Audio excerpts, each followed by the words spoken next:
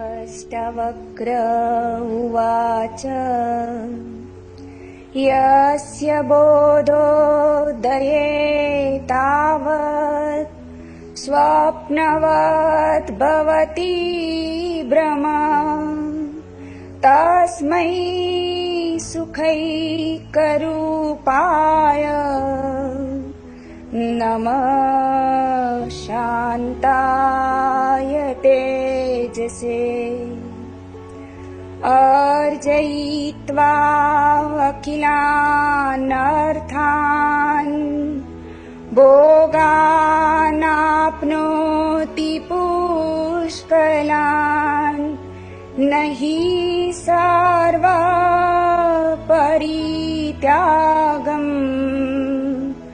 अन्तरेण सुखी भवेत् कर्तव्यदुःखमार्तण्ड ज्वालादग्धान्तरात्मना कुतः प्रशमपीयूष दारासारमृते सुखम् भवोऽयं भावना मात्रो न किञ्चित् परमार्थता नास्तैयभाव स्वभावानां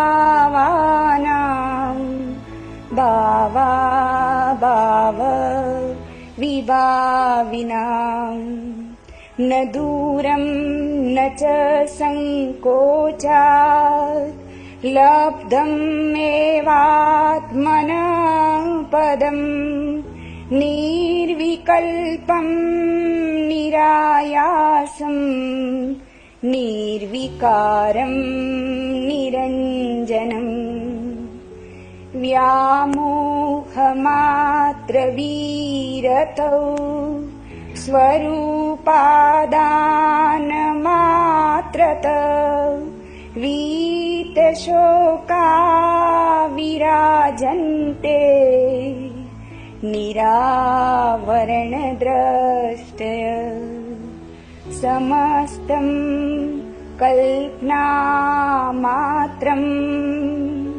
आत्मा मुक्त सनातन इति विज्ञाय धीरो किमप्यस्ति बालवत्।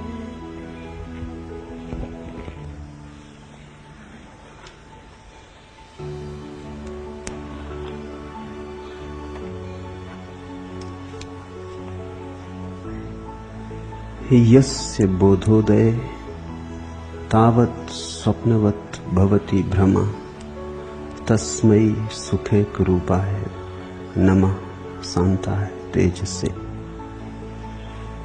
जिसके बोध के उदय होने पर समस्त भ्रांति स्वप्न के समान तिरोहित हो जाती है, उस एकमात्र आनंद रूप शांत और तेजोमय को नमस्कार है।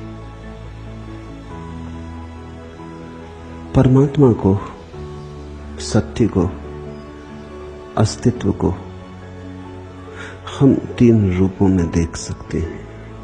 एक तू के रूप में, जैसा भक्त देखता है, स्वयं को मिटाता, मैं को गिराता और परमात्मा को पुकारता। जैसे प्रेमी अपनी प्रेयसी को देखता है, जैसे मां अपने बेटे को देखती, खुद को भूल जाता। परमात्मा तू की तरह प्रकट होता है। फिर एक रास्ता है ज्ञानी का, अहम ब्रह्मास्मि, परमात्मा मैं की भांति प्रकट होता है। और एक रास्ता है कहें न ज्ञानी का न भक्त का, अत्यंत संतुलन का। वो परमात्मा को वह के रूप में देखता, न मैं न तू, क्योंकि मैं और तू में तो द्वंद्व है। कहो तू कितना ही मैं को मिटाओ, तू कहने के लिए मैं तो बना रहेगा। तू में अर्थ ही ना होगा अगर मैं ना हो। कितना ही कहो मैं नहीं हूं, ये कहते ही तुम तो हो जाओगे, मैं बन जाएगा। अपने को पहुंच तो बिल्कुल, कहो कि पैरों की धूल हूं तब भी रहोगे। नहीं हूं ऐसी घोषणा में भी तुम्हारे होने की घोषणा ही होगी। जब तक तू है तब तक मैं से बचना संभव नहीं, क्योंकि मैं और तू एक ही सिक्के के दो पहलू हैं, अलग किए नहीं जा सकते। तू का अर्थ ही यही है कि जो मैं नहीं। तू की परिभाषा ही न हो सकेगी अगर मैं बिल्कुल गिर जाए। जलालुद्दीन रूमी की प्रसिद्ध कविता है, प्रेमी ने द्वार पर दस्तक दी प्रेयसी के, और पीछे से पूछा गया कौन आया है, कौन है? और प्रेमी ने कहा मैं हूं तेरा प्रेमी, और भीतर सन्नाटा छा गया। प्रेमी ने दोबारा दस्तक दी और कहा क्या मुझे पहचाना नहीं? मेरी आवाज, मेरे पदचाप पहचाने नहीं? मैं हूं तेरा प्रेमी। प्रेयसी ने कहा सब पहचान गई, लेकिन यह घर बहुत छोटा है। प्रेम का घर बड़ा छोटा है, इसमें दो ना समा सकेंगे, इसमें एक ही समा सकता है। कबीर ने कहा है ना, प्रेम गली अति सांकरी, ताम दो न समाए। और जलालुद्दीन अपनी कविता में कहता है कि प्रेमी चला गया। ये सूफियों की बड़ी मूलभूत धारणा है, प्रेमी चला गया। उसने वर्षों मेहनत की, चांद आए गए, सूरज उगे डूबे, उसने सब फिक्र छोड़ दी, उसने अपने मैं को बिल्कुल मिटा डाला। फिर आया वर्षों के बाद, द्वार पर दस्तक दी, वही प्रश्न कौन है? इस बार उसने कहा तू ही है और कोई नहीं। और रूमी कहता है द्वार खुल गए। अगर मुझसे पूछो तो मैं कहूंगा द्वार भी खुलने नहीं चाहिए। अगर उपनिषदों से पूछो तो उपनिषद भी कहेंगे द्वार भी खुलने नहीं चाहिए, जरा जल्दी खुल गए। ये कविता थोड़ी और आगे जानी चाहिए, क्योंकि जब प्रेमी ने कहा तू ही है, तब कितना ही अप्रगट सही, लेकिन मैं तो हो गया, नहीं तो तू कौन कहेगा? सन्नाटा नहीं है अभी तू की आवाज उठती तो तू की आवाज बिना मैं के तो उठ सकती नहीं। कहीं छिपा मैं मौजूद है, किसने दिया उत्तर? अगर जलालुद्दीन रूमी कहीं मुझे मिल जाए तो उसे कहूंगा कविता पूरी कर दो, ये अधूरी है। अगर मुझे कविता पूरा करना हो तो मैं कहूंगा प्रेयसी ने फिर कहा वही, इस घर में दो ना समा सकेंगे। ये घर बड़ा सकरा है। माना कि तुम अब अप्रगट होके आए हो, लेकिन अभी भी तुम हो। छिप के आए हो मगर अब भी तुम हो। पर्दा करके आए हो, पर्दे की ओट में आए हो मगर अब भी तुम हो। घूंघट डाल के आए हो मगर अब भी तुम हो। बुरके से धोखा ना होगा। और मैं कहूंगा प्रेमी फिर वापस चला गया, और तीसरी बार आता ही नहीं, क्योंकि कैसे आएगा? आने के लिए तो मैं चाहिए। तीसरी बार तो प्रेमी आता नहीं, प्रेयसी उसे खोजने जाती। जिस दिन उसका मैं बिल्कुल मिट जाता। तो मैं तुमसे कहता हूं, परमात्मा को पाने तुम्हें जाने की जरूरत नहीं है। तुम अगर बिल्कुल ना हो जाओ तो परमात्मा आता है। आना ही चाहिए। तुमने शर्त पूरी कर दी। तुम जाओगे भी खोजने कहां? तुम किसे खोजोगे? तुम जब तक खोजोगे तुम रहोगे। खोजने वाले में तो मैं छिपा ही रहेगा, खोजी तो रहेगा।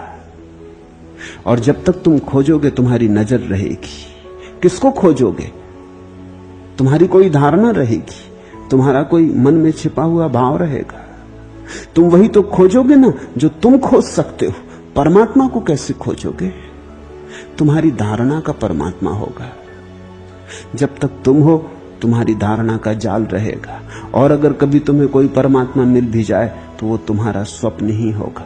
इसलिए हिंदू कृष्ण से मिल जाएगा, ईसाई क्राइस्ट के दर्शन कर लेगा, बौद्ध बुद्ध की प्रतिमा के सामने खड़ा होते होते धीरे धीरे एक दिन अंतर प्रतिमा पैदा कर लेगा। वो कल्पना का ही जाल है।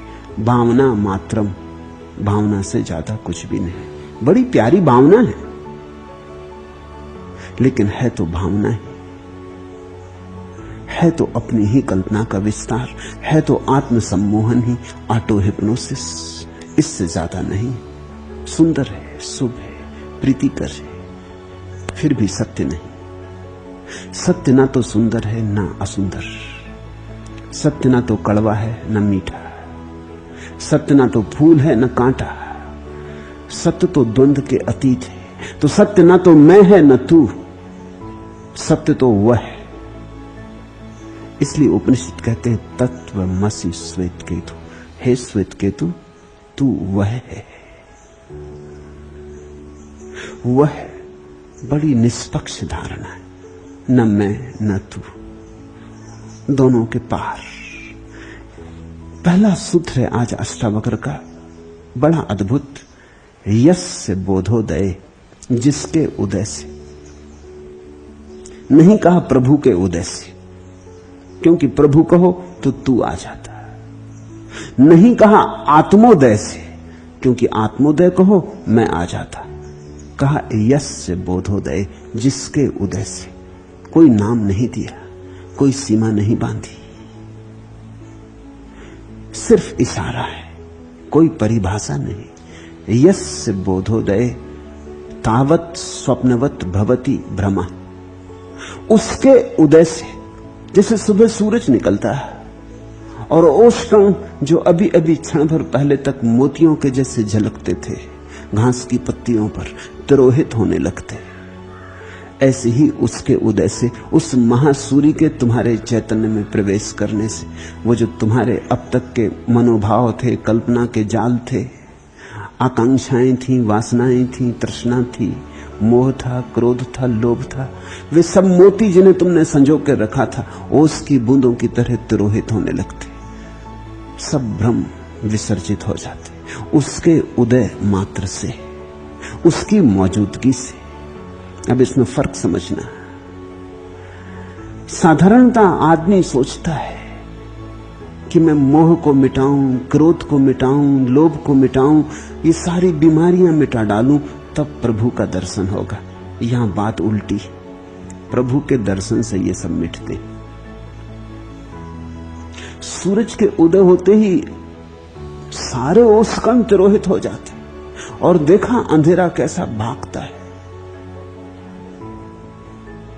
और तुम अगर ओस कणों को एक एक मिटाने लगोगे तो क्या मिटा पाओगे? और अगर तुम अंधेरे को काटने लगोगे तो क्या काट पाओगे? उदय होते ही सूर्य के अंधेरा नहीं रह जाता, ओस कण तिरोहित होने लगते, विदा होने लगते, उनकी घड़ी गई, उनकी मृत्यु का क्षण आ गया। लेकिन अगर तुम ओस कणों को मिटाने लगो तो कभी इस पृथ्वी से तुम ओस कण न मिटा पाओगे। और अगर तुम अंधेरे को जलाने लगो, तलवारों से काटने लगो, धक्के दे के हटाने लगो, तुम ही मिट जाओगे, अंधेरा ना मिटेगा। इस सूत्र में यह बात भी छिपी कि असली सवाल तुम्हारे लोभ, क्रोध, मोह के मिटाने का नहीं, असली सवाल उसके उदय का है। इसलिए मेरे पास लोग आते हैं, वो कहते हैं कि आप सिर्फ ध्यान के लिए कहते, आप अपने शिष्यों को ये नहीं कहते कि काम वासना छोड़ो, क्रोध छोड़ो, मोह छोड़ो, लोभ छोड़ो। आप उनको संसार से भी अलग नहीं करते, घर गृहस्थी से भी अलग नहीं करते, इस सब प्रपंच में पड़े रहने देते हो। मैं कहता हूं यस्य बोधोदय, उसके उदय से। उसके उदय के लिए हम एक ही उपाय कर सकते हैं, वह है कि शांत चित्त, शून्य चित्त, विचार शून्य हो जाए। अगर तुम विचार शून्य होने लगे तो उसके उदय के लिए तुमने जगह खाली कर दी।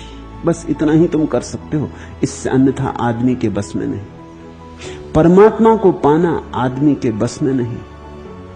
आदमी सिर्फ अपनी प्यास की अभिव्यक्ति कर सकता है, पुकार दे सकता है, लेकिन खींच लेना आदमी के बस में नहीं। और जो परमात्मा आदमी के खींचने से आ जाए वो परमात्मा नहीं, वो तुमसे भी क्षुद्र हो गया। जो तुम्हारी बाल्टी में भर के चला आया, जो तुम्हारी मुट्ठी में आ गया, वो तुमसे भी गया बीता हो गया। जो तुम्हारी तिजोरी में बंद हो गया, जिसकी चाबी तुम्हारे हाथ में हो गई। नहीं, परमात्मा को तुम कभी खींच नहीं सकते। तुम सिर्फ पुकार सकते हो, तुम रो सकते हो, तुम गीत गा सकते हो, तुम नाच सकते हो, तुम सिर्फ जगह खाली कर सकते हो। तुम कह सकते हो घर तैयार है, अब तू आ जा। तुम दरवाजा खोल सकते हो। तुम सूरज की किरणों को भीतर थोड़ी खींच के ला सकते हो। दरवाजा खोल के बैठ जाओ, जब आना होगा आ जाएगा। जब घड़ी पकेगी, मौसम पूरा होगा, समय आएगा, आ जाएगा। वस्तुतः जो खोजी है वो कुछ भी नहीं करता, वो सिर्फ अपने को ध्यान का अर्थ है खाली होकर बैठ जाता है, दरवाजा खोल के बैठ जाता है। ध्यान का अर्थ है तुम आओगे तो मुझे भरा ना पाओगे। तुमने अगर द्वार पे दस्तक दी तो मैं सुन लूंगा, मैं अपने विचारों में उलझा ना रहूंगा। नहीं तो बहुत बार होता है द्वार पर वो दस्तक देता, शायद रोज ही देता ही होगा, क्योंकि तुम ही तो उसे नहीं खोज रहे, वह भी तुम्हें खोज रहा है। ये खेल एक तरफा नहीं है, ये आग एक तरफा लगी नहीं है, ये दोनों तरफ लगी है, तो ही तो मजा है। तुम ही अगर प्रेयसी को खोज रहे हो, प्रेयसी तुम में उत्सुकी नहीं है, तो ये प्रेम का फूल कभी खिलेगा नहीं। जब प्रेमी और प्रेयसी दोनों खोजते हैं तभी प्रेम का फूल खिलता है। जब दोनों पागल हैं तभी प्रेम का फूल खिलता है। परमात्मा भी तुम्हें खोज रहा है, आता भी है। रविन्द्रनाथ का एक गीत है कि एक रात एक महामंदिर में मंदिर के बड़े पुजारी ने स्वप्न देखा कि प्रभु ने कहा है कि कल मैं आता हूं। पुजारी को भरोसा ना आया। पुजारी तो जगत में सबसे ज्यादा नास्तिक होते हैं, क्योंकि धंधे के भीतरी राज उनको मालूम होते हैं, वो आस्तिक हो नहीं सकते।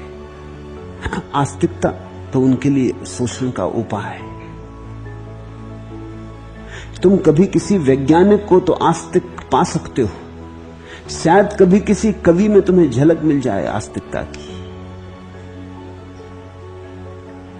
कभी कभी ऐसा भी हो सकता है कि कोई दार्शनिक भी अपने ऊहापोह से उठ के एक दफा आंख खोले और आकाश की तरफ देखे, लेकिन पुरोहित नहीं, क्योंकि पुरोहित को तो पता ही सब जाल है, वो तो जाल के भीतर बैठा है। ऐसा ही समझो कि मदारी सबको धोखा दे देता, अपने को थोड़ी धोखा दे सकता है। वो तो जानता है कि कहां छिपा रखी है चीज और कैसे निकलती है। वो तो जानता है कि पत्थर की मूर्ति बाजार से खरीद लाए। वो तो जानता है कि रात चूहे भी चढ़ जाते हैं इस मूर्ति के ऊपर, वो मूर्ति कुछ नहीं कर पाती। और भोग वगैरह कितना ही लगाओ, ये मूर्ति कुछ लेती नहीं, खुद ही ले जाता है सब भोग। पैसे इस पे चढ़ते हैं, पहुंचते उसकी जेब में। वो सब जानता है कि खेल क्या है। उस बड़े पुजारी को सपना तो आया, लेकिन भरोसा ना आया। शायद परमात्मा ने सपने में दस्तक दी, लेकिन डरा भी, भयभीत भी हुआ कि कहीं ऐसा ना हो कि आ ही जाए। कभी आया न था, मंदिर हजारों वर्ष पुराना था, बड़ी प्रतिष्ठा का था, 100 तो पुजारी थे मंदिर में। तो थोड़ा बेचैन भी हुआ। बेचैनी दो तरह की थी, किसी को कहे, पुजारियों को कहे तो वो हंसेंगे, क्योंकि वो भी जानते हैं कि कभी आया कि कभी गया, सब बकवास है। लेकिन अगर ना कहे और कहीं आ जाए तो फिर मैं ही फंसूंगा मुसीबत में। इसलिए दोपहर होते होते उसने बात खोल दी। उसने सब पुजारियों को इकट्ठा किया, कहा कि मुझे भरोसा तो नहीं आता, भरोसे की बात भी नहीं है, सपना ही है, लेकिन तुम्हें कह दूं, रात मैंने सपना देखा कि वो कहता है कि मैं आ रहा हूं, कल तैयारी कर रखना। पुजारी पहले तो हंसे, उन्होंने कहा पागल हो गए हैं आप, बुढ़ापे में दिमाग खराब हुआ। जिंदगी हो गई पूजा करते, हमारे बाप दादे भी करते रहे, उनके बाप दादे भी यही करते थे। सदियों पुराना ये मंदिर है, कभी परमात्मा आया नहीं, और आज अचानक बिना किसी कारण के अकारण। लेकिन फिर वो भी चिंतित हुए। तो बड़े पुजारी ने कहा तुम सोच लो, फिर जिम्मेवारी तुम्हारी रही, अगर आ जाए तो मुझे जिम्मेवार मत ठहराना। तब वो भी डरे। उन्होंने कहा हर्ज भी क्या है, हम तैयारी कर लें, ना आया तो चलेगा, मंदिर साफ सुथरा हो जाएगा। और भोग जो हम बनाएंगे, जैसा रोज हम बनाते हैं, आज भी बना लें, लगाएंगे तो हम ही, आने वाला तो कोई है नहीं, तो ठीक है, चलो एक उत्सव हो जाएगा। उन्होंने सारा मंदिर घिसा, सारा मंदिर साफ किया, धूप दीप जलाए, इत्र छिड़का, फूल सजाए, जानते हुए कि कोई आ नहीं रहा, अच्छा पागलपन कर रहे हैं, जानते हुए ये सब मजाक हुई जा रही है एक सपने के पीछे। सांझ हो गई, उसके आने का कोई पता नहीं, रात होने लगी, फिर तो वो कहने लगे हम भी बिल्कुल पागल हैं, सपने के पीछे दिन भर मेहनत करते करते थक गए, अब भोग लगा लें और सो जाएं।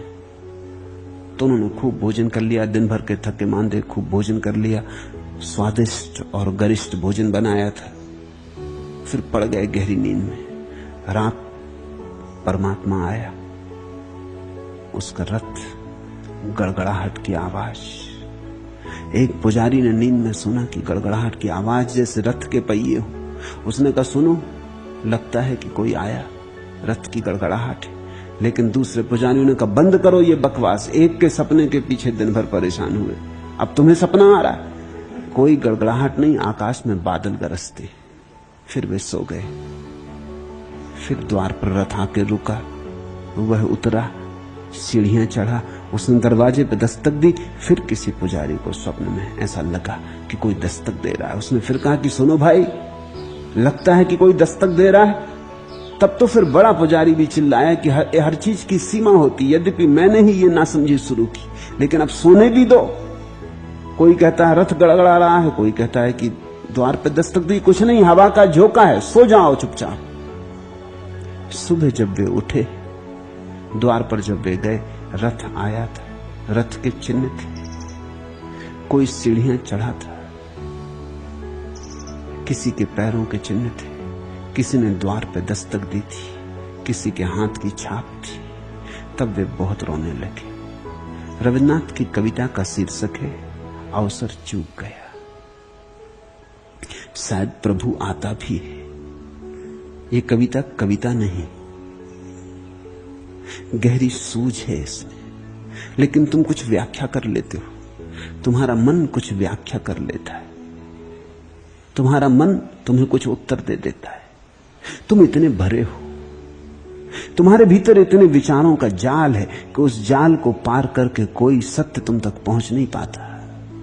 इसलिए मैं कहता हूं ध्यान का कुछ और अर्थ नहीं, ध्यान का इतना ही अर्थ है, तुम जरा विचार को शिथिल करो, तुम अपनी व्याख्याएं जरा छोड़ो, तुम अपनी धारणाओं को बहुत मूल्य मत दो, तुम जरा द्वार खोलो, कपाट खोलो मंदिर के, तुम मंदिर के द्वार पर बैठो, राह देखो, प्रतीक्षा करो। इतना ही काफी है कि तुम खाली आंख देखो, ताकि वो आए तो तुम पहचान लो, तुम्हारा मन कोई व्याख्या करके तुम्हें च्युत न कर दे। यस्य बोधोदय तावत स्वप्नवत भवति भ्रमा, उसके अनुभव के आते ही, तुम्हारे चैतन्य के क्षितिज पर उसकी किरणों का फूटते ही, तुमने अब तक जो जीवन जाना था सब भ्रम हो जाता, सब स्वप्न हो जाता। तुम सुनते हो तथाकथित पंडित, साधु, संत लोगों को समझाते रहते जगत माया है। जगत इतने सस्ते में माया नहीं है, महंगा सौदा है, ऐसे माया नहीं होता। जब तक ईश्वर सच ना हो जाए तब तक भूल के जगत को माया मत कहना, अन्यथा तुम एक झूठ दोहरा रहे हो, वो तुम्हारा अनुभव नहीं है।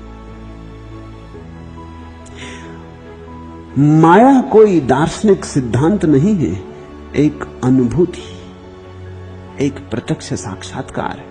ये तो ऐसा ही कि अंधेरे में तो बैठे हो, प्रकाश से तो कभी आंखों का मिलन न हुआ, प्रकाश से तो कभी भांवर न पड़ी, और अंधेरे में बैठे बैठे कहते हो अंधेरा सब असत्य, और उसी अंधेरे के कारण लड़खड़ाते हो, बार बार गिर जाते हो, हाथ पैर तोड़ लेते हो, हड्डी पसलियां टूट जाती हैं, गड्ढों में पड़ जाते हो, नालियों में गिर जाते हो, और कहे चले जाते हो कि अंधेरा नहीं। तुम्हारी हालत देख के पता चलता है कि सिर्फ अंधेरा है और कुछ भी नहीं, और तुम्हारे वचन सुन के लगता है कि अंधेरा कुछ भी नहीं, सब भ्रम जाल है, असली में तो प्रकाश है। लेकिन वो प्रकाश कहां है? और अगर प्रकाश हो तो तुम गड्ढों में न गिरो, दीवालों से न टकराओ, तुम्हारे जीवन में राह हो, तुम्हारे जीवन में शांति हो, चैन हो, आनंद हो। जब कोई आदमी तुमसे कहे जगत माया है, तो जरा गौर से देखना, क्या उसकी आदमी की आंखों में प्रभु का प्रकाश है? क्या उस आदमी की वाणी में शून्य का स्वर है? क्या उस आदमी के चलने बैठने में प्रसाद है? जरा गौर से देखना, क्या वो कहता है इसका कोई मूल्य नहीं है। संसार तभी माया होता जब उसका उदय हो जाता, उसके पहले नहीं। उसके पहले संसार ही सच है, परमात्मा माया है। तुम्हारे लिए परमात्मा झूठ है, संसार सच है। और अगर तुम ऐसा मान के चलो तो शायद किसी दिन परमात्मा सच हो जाए और संसार झूठ हो जाए। लेकिन तुम झूठ में खूब खोए हो। तुम मानते संसार को सच हो, जानते भी संसार को सच हो, और दोहराते हो कि संसार माया है। ये झूठा पाखंड, पांडित्य अक्सर पाखंड ही होता है। तुमने उधार शब्द सीख ली, सुन लिया तुमने अपनी नींद में किसी और का वचन, किसी बुद्ध की वाणी सुन ली नींद में पड़े पड़े, और नींद में तुम उसे दोहराने लगे। उसका कोई संस्पर्श नहीं हुआ, तुम्हारे जीवन में वो छुई नहीं, तुम्हारे प्राण उससे बदले नहीं। अब कोई कितना ही लाख चिल्लाए कि सुबह हो गई, सूरज निकला, अंधेरा झूठ है, और हाथ में लालटेन लिए चल रहा हो, तो तुम क्या कहोगे? तुम कहोगे अगर सूरज निकल गया, अंधेरा झूठ है, तो लालटेन किस लिए लिए हो? तुमने साधु सन्यासियों को देखा, एक तरफ कहते हैं संसार माया, दूसरी तरफ समझाते हैं छोड़ो, त्याग करो। अब माया है तो माया का कोई त्याग कर सकता? जो है ही नहीं उसका त्याग कैसे? एक तरफ कहते हैं संसार है ही नहीं, और दूसरी तरफ कहते हैं सावधान, कामनी कांचन से बचना। जरा इनकी वाणी तो सुनो, लालटेन लटकाए हुए हैं हाथ में, और कहते हैं लालटेन संभाल कर रखना और तेल लालटेन में डालते रहना, हालांकि सूरज निकला हुआ और अंधेरा झूठ है। इनका पागलपन तो देखो। अगर वस्तुतः ईश्वर है और संसार माया है, तो तुम्हारे जीवन में स्वच्छंदता होगी, नियम नहीं हो सकता। यही तो अष्टावक्र का महासूत्र है कि सत्य की सुगंध स्वच्छंदता है। और ध्यान रखना, स्वच्छंदता का अर्थ उद्दंडता नहीं है। स्वच्छंदता का अर्थ है जो स्वयं के आंतरिक छंद से जीने लगा। अब कोई नियम नहीं रहे, अब बोध ही नियम है। अब जागरूकता ही एकमात्र अनुशासन है। अब बाहर का कोई अनुशासन नहीं। अब ऐसा करना चाहिए और ऐसा नहीं करना चाहिए, ऐसी कोई मर्यादा नहीं। अब तो जो उठता है होता है, क्योंकि परमात्मा ही है। तो अब तो ऐसा हो ही नहीं सकता कि क्या नहीं करना चाहिए और क्या करना चाहिए, उसके अतिरिक्त कोई है ही नहीं। सच तो यह है, जैसे ही तुम्हें लगा कि संसार माया है, तुम्हें यह भी पता चल जाता है कि तुम भी माया हो। तो अब कौन नियम पाले, कौन मर्यादा संभाले? अब तो वही है, वही अमर्याद, वही स्वच्छंद, उसका ही रास है। यस्य बोधोदय तावत स्वप्नवत भवति भ्रमा। तब उसके बोधोदय पर, उसके जागरण पर। और इस बोधोदय का क्या अर्थ हुआ? इसका अर्थ हुआ वह तुम्हारे भीतर सोया पड़ा है, जाग जाए बस, जरा करवट लेके उठाए बस। कहीं जाना नहीं है, थोड़ी जाग लानी। जैसे हो तुम ऐसे ही थोड़ी आंख खोलनी, थोड़े होश से भरना। ऐसे मूर्छित मूर्छित सोए सोए ना चलो, थोड़े जाग के चलने लगो।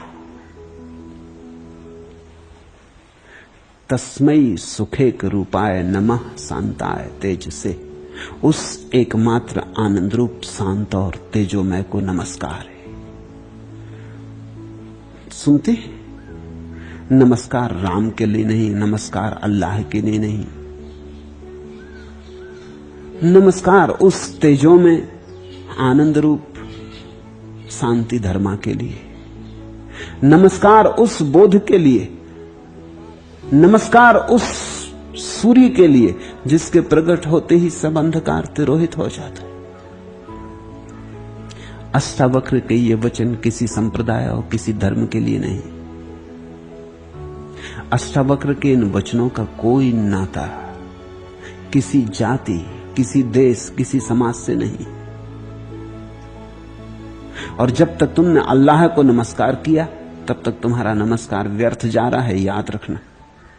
और जब तक तुमने राम को नमस्कार किया तब तक तुम हिंदुओं को नमस्कार कर रहे हो, राम को नहीं। और जब तक तुमने बुद्ध के चरणों में सिर झुकाए तब तक तुम बौद्ध हो, धार्मिक नहीं। जिस दिन तुम्हारा नमस्कार जागरण मात्र को, बोध मात्र को, उस दिन तुम्हारा नमस्कार सारे अस्तित्व के प्रति हो जाएगा। उस दिन तुम्हारे ऊपर किसी मंदिर, मस्जिद, गुरुद्वारे की कोई सीमा न रह जाएगी। उस असीम को नमस्कार करते ही तुम भी असीम हो जाओगे। होना भी ऐसा ही चाहिए। असीम को नमस्कार करो और तुम सीमित रह जाओ तो नमस्कार व्यर्थ गया। नमस्कार का अर्थ क्या होता है? नमस्कार का अर्थ होता है झुक जाना, नमन, लीन हो जाना, अपने को डुबा देना। नमस्कार का अर्थ वही होता है जो अगर तुम नदी के साथ भागते हुए जाओ और जब नदी सागर में गिरती वहां जो घटता है उसे देखो गौर से। नदी नमस्कार कर रही सागर को, सागर में लीन हुई जा रही। अगर नमस्कार के बाद तुम बच रहे तो नमस्कार नहीं, तो तुमने धोखा कर दिया, तो तुमने औपचारिक जयराम जी कर ली। तुम डूबे नहीं, तुम मिटे नहीं। नमस्कार के बाद बचोगे कैसे? भट्टो जी दीक्षित बंगाल के एक बहुत अद्भुत व्याकरणाचार्य हुए। वो 60 वर्ष के हो गए। उनके पिता उन्हें बार बार कहते कि तू व्याकरण में ही उलझा रहेगा, अरे अब मंदिर जा, अब प्रभु को नमस्कार कर, पुकार प्रभु को, अब तू भी बूढ़ा होने लगा। बाप तो कोई 80 साल के हो गए थे, लेकिन ये बेटा सुनता न था। ये सुन लेता, हंस देता, टाल जाता। लेकिन एक दिन बाप ने कहा कि सुन, अब मुझे लगता है कि मेरी आखिरी घड़ी करीब आ रही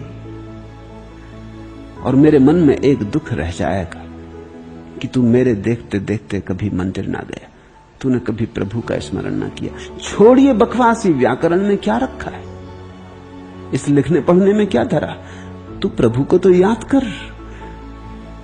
भट्टो जी दीक्षित ने कहा कि अब आप मानते नहीं तो मुझे आपसे कहना पड़े। आपको मैं भी देख रहा हूं वर्षों से मंदिर जाते, लेकिन मैंने अभी तक देखा नहीं कि आपने नमस्कार किया हो, क्योंकि आप रोज वैसे के वैसे वापस लौट आते। नमस्कार के बाद कोई वापस लौटता है, वैसा का वैसा वापस लौटता है। पहले तो वापस ही नहीं लौटना चाहिए अगर नमस्कार हो गया, और अगर लौटो भी तो कुछ दूसरा होकर लौटना चाहिए। 40-50 साल से तो मुझे भी याद है, जब से मैंने होश संभाला आपको देख रहा हूं सुबह शाम मंदिर जाते, मगर कोई क्रांति की किरण नहीं दिखी। तो मैंने सोचा ऐसा नमस्कार मैं भी करके क्या कर लूंगा। मेरे पिता कुछ न कर पाए तो मैं क्या कर लूंगा। जाऊंगा एक दिन, लेकिन तुमसे कह देता हूं बस एक बार याद करूंगा। और आप तो जानते हैं मैं व्याकरण के पीछे पागल हूं। तो उसने कहा कि राम राम क्या कहना, एक बार रामा, बहुवचन कह देंगे, खत्म हुआ। बार बार राम राम राम राम राम राम कहते रहना जिंदगी भर। एक वचन कहने से क्या सार है? बहुवचन में एक दफा कह देंगे, समझ लेगा, समझ लेगा, नहीं समझा, बात खत्म हो गई, दोबारा कुछ कहने को बचा नहीं। और कहते हैं वो गया, और एक बार रामा कहा और वहीं गिर गया। उड़ गए प्राण पखेरु। घड़ी बर्बाद। लोगों ने आके घर खबर दी पिता को कि आप क्या बैठे कर रहे हैं, आपका बेटा तो जा चुका है। सारा गांव इकट्ठा हो गया कि जो कभी मंदिर में ना आया था, एक बार आके राम को एक बार पुकार के अनंत यात्रा पे निकल गया। मामला क्या हुआ? पिता रोने लगे।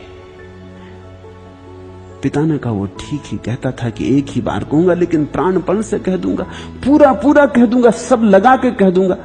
ऐसा रत्ती रत्ती रोज रोज दोहराना क्या सार है? और अक्सर ऐसा होता है कि रोज रोज दोहराने से, रत्ती रत्ती दोहराने से तुम्हारी दोहराने की आदत हो जाती है, तुम यंत्रवत दोहराए चले जाते। लोग बिल्कुल यंत्रवत झुकते हैं। मंदिर देखा, झुक गए। इसमें कुछ भी अर्थ नहीं, कोई प्रयोजन नहीं। बचपन से बंधी एक यांत्रिक आदत है। हिंदू मंदिर आ गया, झुक गए, जैन मंदिर आ गया, झुक गए। मैं एक यात्रा पर था और एक दिगंबर जैन महिला मेरे साथ यात्रा पर थी। उसने कसम खा रखी थी कि जब तक वो मंदिर में जाके नमस्कार न कर ले महावीर को, तब तक भोजन न करेगी। बड़ी झंझट खड़ी होती। सभी गांवों में जैन मंदिर नहीं भी है। एक गांव में मैं गया तो मैंने देखा जैन मंदिर है, तो मैं भागा हुआ आया। मैंने उससे कहा आज बड़े शुभ का समय है, तू जल्दी जा, मंदिर है। वो गई वहां से उदास लौटी। उसने कहा कि वो हमारा मंदिर नहीं, वो श्वेतांबर जैन मंदिर, दिगंबर जैन मंदिर चाहिए। मैं तो महावीर को नमस्कार करती हूं नग्न, ये कोई महावीर? सजे बजे, ये महावीर नहीं। महावीर तो वीतराग रूप हो तो ही। महावीर में भी फर्क है, श्वेतांबर का महावीर, दिगंबर का महावीर। जबलपुर में मैं वर्षों तक था, वहां गणेशोत्सव पर गणेश की जुलूस निकलता, तो वहां नियम है कि ब्राह्मण का गणेश, ब्राह्मण टोले का गणेश पहले, फिर दूसरा टोला, ऐसे जैसा कि वर्ण व्यवस्था से होना चाहिए। एक बार ऐसा हुआ कि ब्राह्मणों के टोले के गणेश के आने में थोड़ी देर हो गई और चम्हारों के गणेश पहले पहुंच गए। तो ब्राह्मणों ने तो बर्दाश्त नहीं किया, उन्होंने तो जुलूस रुकवा दिया। उन्होंने कहा हटाओ चम्हारों के गणेश को, चम्हारों के गणेश, हद हो गई, आगे चले जा रहे हैं चम्हारों के गणेश, जैसे गणेश भी चम्हार हो गए। सत्संग का परिणाम तो होते ही चम्हारों की दोस्ती करोगे चम्हार हो जाओ। हटवा दिया, दंगा फसाद की नौबत आ गई। जब तक हटवा ना दिया पीछे ब्राह्मणों ने गणेश को, अपने गणेश को आगे न कर लिया, तब तक जुलूस आगे न बढ़ सका। ईश्वर की तुम्हारी धारणा भी बड़ी संकीर्ण है। तुम नमस्कार करते हो तो उसमें भी हिसाब रखते हो। नमस्कार का तो अर्थ ही होता है बेहिसाब। ये जो चारों तरफ विराट मौजूद है, इसमें झुको, इसमें नदी की तरह लीन हो जाओ, जैसे नदी सागर में खो जाती। तस्मयी सुखे रूपाय, उस सुख रूप में झुकता हूं। नमः शांताय तेज से, उस तेजस्वी में झुकता हूं, उस शांति के सागर में झुकता हूं। बुद्ध के पास लोग आते थे तो उनके चरणों में झुक के कहते, बुद्धम शरणम गच्छामि। किसी ने बुद्ध से पूछा कि आप तो कहते हैं कि किसी के चरण में मत झुको, लेकिन लोग आपके चरणों में झुकते हो, कहते हैं बुद्धम शरणम गच्छामि, आप रोकते नहीं। तो बुद्ध ने कहा मैं रोकने वाला कौन? वो मेरी शरण थोड़ी झुकते, बुद्ध की शरण झुकते। बुद्धत्व कुछ मुझ में सीमित थोड़ी। बुद्धत्व यानी जागरण की दशा। मुझसे पहले हजारों बुद्ध हुए हैं, मेरे बाद हजारों बुद्ध होंगे। जो आज बुद्ध नहीं है वो भी बुद्धत्व को तो भीतर संभाले हुए किसी दिन प्रकट होगा। अभी बीज हैं, कभी वृक्ष बनेंगे, अभी कली हैं, कभी फूल बनेंगे, अभी छुपे हैं, कभी प्रकट हो जाएंगे। बुद्धम शरणम गच्छामि, वे बुद्ध की शरण जाते, उसका अर्थ ये नहीं कि मेरी शरण जाते। मैं कौन? अगर मेरी शरण जाते तो गलत जाते, अगर बुद्धत्व की शरण जाते तो ठीक जाते। मैं रोकने वाला कौन? मैं बीच में आने वाला कौन? नमन तुम्हारा उसके प्रति हो, प्रकाश रूप, शांति रूप, सुख रूप, जिसके उदय से सारा संसार ब्रह्म मात्र हो जाता। संसार में तो हमारे ऐसे लगाव हैं कि मरते दम तक नहीं छूटते। मरता मरता आदमी भी, मैंने सुना एक सेठ नदी में डूब रहा था, एक गरीब भिखमंगे ने दौड़ के बचाया।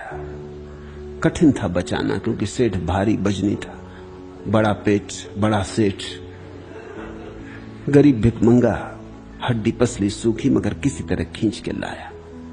उनको बचाने में अपनी भी जान दांव पर लगा दी। सेठ ने जब आंखें खोली, थोड़ा होश संभाला तो 1 रुपए का नोट दिया उसे और कहा, तूने मुझे बचाया, ये 1 रुपया ले, किसी दुकान से जाके भुना ला, 8 आने तू रख लेना, 8 आना मुझको दे दे। उस भिखमंगे ने कहा, सेठ यहां तो कोई आसपास दुकान दिखाई नहीं पड़ती,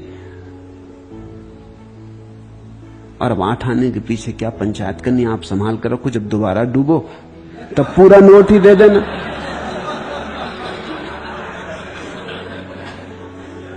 आदमी मरते दम तक भी पकड़ता है, छोड़ता नहीं।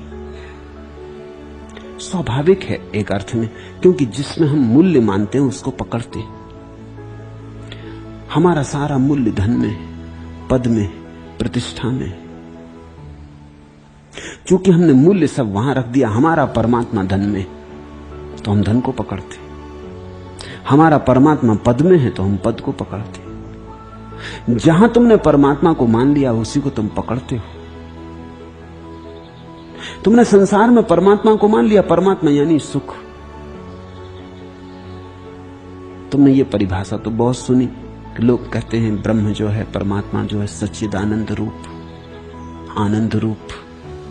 लेकिन तुम उल्टी तरफ से भी सोचो, जहां तुम आनंद मान लेते हो वहीं तुम्हें परमात्मा के दर्शन होने लगते हैं। धन में मान लिया तो धन में होने लगे, फिर तुम धन के दीवाने हो जाते हो, फिर तुम धन की पूजा करते। देखते ना, दिवाली आती लोग धन की पूजा करते। धन का उपयोग तक भी ठीक था, कम से कम पूजा तो मत करो। वो कहते हैं लक्ष्मी पूजा कर रहे। धन की पूजा, इसका अर्थ क्या हुआ? इसका अर्थ हुआ कि धन परमात्मा हो गया। अब तो धन की पूजा भी हो रही, धन का उपयोग करते। धन साधन था, उपयोगी था। मैं ये नहीं कहता कि धन उपयोगी नहीं, धन बड़ा उपयोगी है, विनिमय का माध्यम है, 1000 सुविधाएं उससे आती। लेकिन पूजा तो तुमने फिर धन में परमात्मा को देखना शुरू कर दिया। फिर तो रुपया जो है, रुपया न रहा, प्रभु की प्रतिमा हो गई। अब तुम इसकी पूजा कर रहे, इसको नमन कर रहे। लोग जिस चीज को नमन करें, ख्याल करना कि वही उनका परमात्मा है। राजनेता गांव में आ जाए तो लाखों लोग इकट्ठे हो जाते। ये नमन किस लिए हो रहा? पद में पूजा है, पद में परमात्मा दिखाई पड़ता है, जिसके पास ताकत है। यही राजनेता कल पद पर न रह जाएगा तो स्टेशन पर लेने कुत्ते भी नहीं जाते। आदमी की तो बात छोड़ो, खुद का कुत्ता भी पूंछ नहीं हिलाएगा कि छोड़ो भी, जब थे। और लोग सलाह देने आते हैं, अब छोड़ो भी अकड़, अब रस्सी जल गई, अकड़ रह गई, अब है ही क्या पास में। लेकिन अगर राजनेता पद पर है, या संभावना भी हो कि कल पद पर हो सकता है, तो भीड़ इकट्ठी। तुम्हारा परमात्मा पद में है।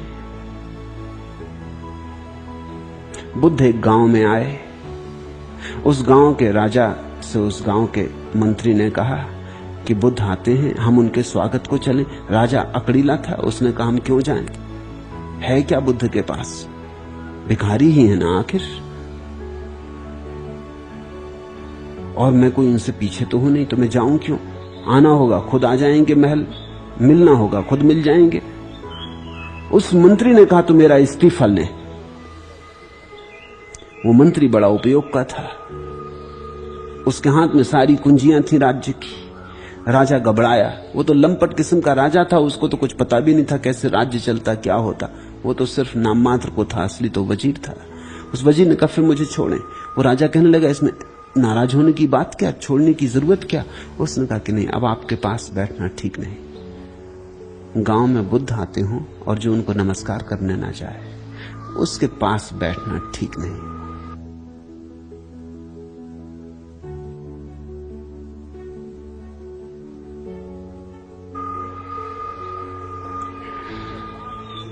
इसके पास रहने में तो खतरा है, ये तो बीमारी लगने का डर है।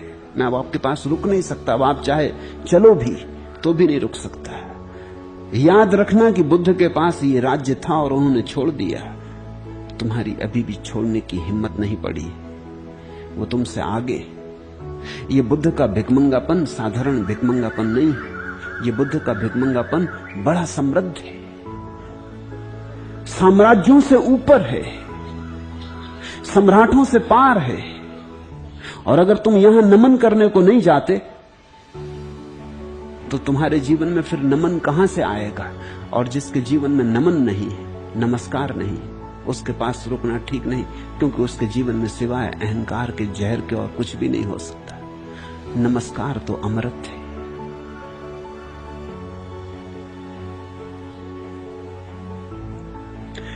सारे धन कमाकर मनुष्य अतिशय भोगों को पाता है, लेकिन सबके त्याग के बिना सुखी नहीं होता। अर्ज इत्वा अखिलान अर्थान भोगान आपनोति पुष्कलान नहीं सर्व परित्याग मंत्रेण सुखी भवेत। दूसरा सूत्र, सारे धन कमाकर, ख्याल रखना सारे धन, सारे धन का अर्थ हुआ जिस चीज में भी तुम्हें लगता है सुख मिलेगा, वो कोई भी हो चीज, वही धन हो गई। जिसको भी तुम सुख का माध्यम समझते हो वही धन। तो कोई आदमी रुपए इकट्ठा करता है, कोई आदमी डाक टिकटें इकट्ठी करता है। जो रुपए इकट्ठा करता है वो कहता है क्या मूर्खता कर रहे हो, डाक टिकटें इकट्ठी कर रहे हो, होश संभालो, क्या करोगे इनका। लेकिन उसे उसमें सुख है तो उसके लिए धन हो गया। धन का अर्थ यही होता है जिसमें तुम्हें सुख है। कोई आदमी कुछ इकट्ठा करता है, कोई आदमी कुछ, कोई आदमी ज्ञान इकट्ठा करता है, वो उसके लिए धन हो गया। और कोई आदमी बिल्कुल व्यर्थ की चीजें इकट्ठी करता हो सकता है, तुम्हें व्यर्थ की लगती, अगर उसे उनमें सुख की आशा है तो उसके लिए धन हो गया। सूत्र कहता है सारे धन कमाकर, अर्ज इत्वा अखिलान अर्थान, सारे धन इकट्ठे कर लिए, भोगान आपनोति पुष्कलान, और अतिशय भोगों को भी पाता है, लेकिन सबके त्याग के बिना सुखी नहीं होता। अष्टावक्र भोग और सुख में फर्क कर रहे हैं। अब इसे समझो, साधारणता तुम तो सोचते हो भोग यानी सुख, लेकिन भोग को अगर गौर से देखो तो तुम पाओगे भोग में कभी सुख होता नहीं। भोग में तो एक तनाव है, उत्तेजना है। भोग में तो एक ज्वरग्रस्त दशा है, शांति नहीं। शांति के बिना सुख कहां। जो आदमी धन इकट्ठा कर रहा है वो सोचता है कि इकट्ठा कर लूंगा तो सुख होगा। उसका सुख सदा भविष्य में होता है, कभी होता नहीं। वो कितना ही इकट्ठा कर ले, इकट्ठा करने में दुख बहुत होता है, क्योंकि चिंता करनी पड़ती, बेचैन रहना पड़ता, नींद खो जाती, अल्सर पैदा हो जाते, सिर दर्द बना रहता, रक्तचाप बढ़ जाता, हृदय के दौड़े पड़ने लगते। अमेरिका में तो वो कहते हैं कि जिस आदमी को 40 साल की उम्र तक हृदय का दौड़ा ना पड़े वो असफल आदमी। सफल आदमी को तो पढ़ना ही चाहिए, क्योंकि 40 साल और सफल आदमी को हृदय का दौड़ा ना पड़े। मेरे गांव में ऐसा समझा जाता था कि मारवाड़ी जब एक दूसरे के यहां विवाह करते तो वो पता लगा लेते हैं कितनी बार दिवाला डाला, क्योंकि दिवाले डालने से पता चलता कितना धन होगा। धनी आदमी का लक्षण कितनी बार दिवाला डाला। अगर दिवाला नहीं डाला तो हालत खराब है, खस्ता है। ठीक ऐसा अमेरिका में कुछ दिन में जरूर लोग पूछने लगे कितने हार्ट अटैक हुए। नहीं हुए तो क्या भाड़ झोंकते रहे, करते क्या रहे। नाम धाम पद प्रतिष्ठा, तो हार्ट अटैक तो होना ही चाहिए। रक्तचाप कितना है, साधारण। तो जिंदगी गंवा रहे हो, कुछ कमाना नहीं। ये साधारण रक्तचाप तो आदिवासियों का होता है, और असफल आदमी या भिखमंगे, आवारा गिर्द, इनको नहीं होते हृदय के दौड़े वगैरह। चिंतातुर आदमी जो बड़ी महत्वाकांक्षा से भरा है, उसके पेट में अल्सर तो हो ही जाने चाहिए, घाव तो हो ही जाने चाहिए, क्योंकि चिंता घाव बनाती। चिंता एसिड की तरह गिरती पेट में और घाव बनाती। तो सभी महत्वाकांक्षी अल्सर से तो ग्रस्त होंगे ही। तो जो आदमी धन के लिए दौड़ता है, सुख तो कभी नहीं पाता। हां, सुख की आशा में दौड़ता है, ये सच है। सुख की आशा में दुख बहुत पाता है, पाता दुख है, सुख की आशा रखता है, और सुख की आशा के कारण सब दुख झेल लेता। कहता कोई हर्ज नहीं, आज अल्सर है, आज हृदय का दौड़ा पड़ा, आज रक्तचाप बढ़ गया, कोई फिक्र नहीं, कल तो सब ठीक हो जाएगा, कल सब ठीक हो जाएगा, नहीं तो अगले महीने, नहीं तो अगले वर्ष, कभी ना कभी तो सब ठीक हो जाएगा। लोग कहते हैं कि देर हो सकती, अंधेर थोड़ी। कभी ना कभी तो प्रभु प्रसन्न होगा, कभी तो हमारे भाव को समझेगा, हमारी चेष्टा को समझेगा, कभी तो पुरस्कार मिलेगा। अष्टावक्र कहते हैं सारे धन कमाकर मनुष्य अतिशय भोगों को पाता है, तो भोग का फिर क्या अर्थ हुआ? ऐसा समझो, मैं एक घर में मेहमान हुआ। कलकत्ता के बड़े से बड़े धनी व्यक्ति थे।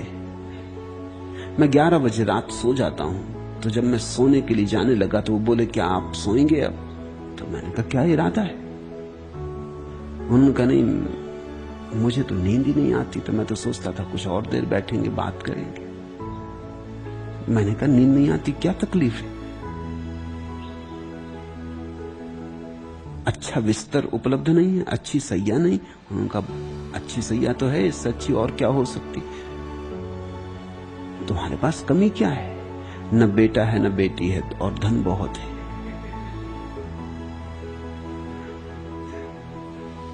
तुमने देखा कि अक्सर धनियों को बेटे बेटी भी गोद लेने पड़ते हैं। जीवन ऊर्जा इस तरह विकृत हो जाती, जीवन ऊर्जा इस तरह नष्ट हो जाती।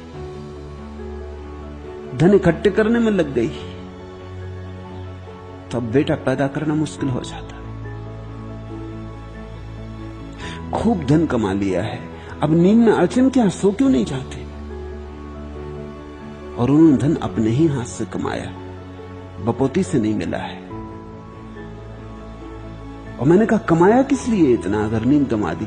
उन्होंने कहा मैं यही सोचता था कमाई की दौड़ में कि एक दिन जब सब ठीक हो जाएगा, चलो कुछ दिन ना सोए तो चलेगा। धीरे धीरे ना सोना आदत का हिस्सा हो गया। चिंताएं इतनी हैं भागदौड़ की, अब हालांकि चिंता का कोई कारण नहीं है, लेकिन अब पुरानी आदत पड़ गई। अब घाव में हाथ डाल के आदमी पुराने घाव को ही उघाड़ता रहता। कुछ न बचे चिंता का तो भी मस्तिष्क चलता रहता, मशीन चलती रहती। अब वो चुप नहीं होता मस्तिष्क। 50 साल तक निरंतर जिस तरह दौड़ाया वैसी दौड़ने की आदत हो गई, अब वो विक्षिप्त हो गया है। तो अच्छी सैया है लेकिन नींद खो गई। भोग का साधन उपलब्ध है लेकिन भोग की सुविधा न रही। अच्छा भोजन उपलब्ध है लेकिन खाना पड़ता साग भाजी, इससे ज्यादा कुछ खा नहीं सकते, दाल का पानी पीते। भोग का सब साधन उपलब्ध है लेकिन अब भूख खो गई। जीवन गंवा दिया इकट्ठा करने में।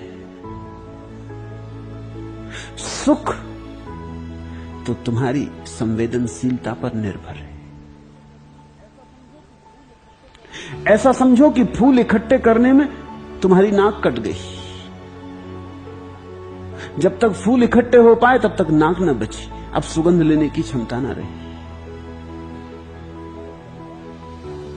महल बनाया था कि इसके भीतर शांति से विश्राम करेंगे।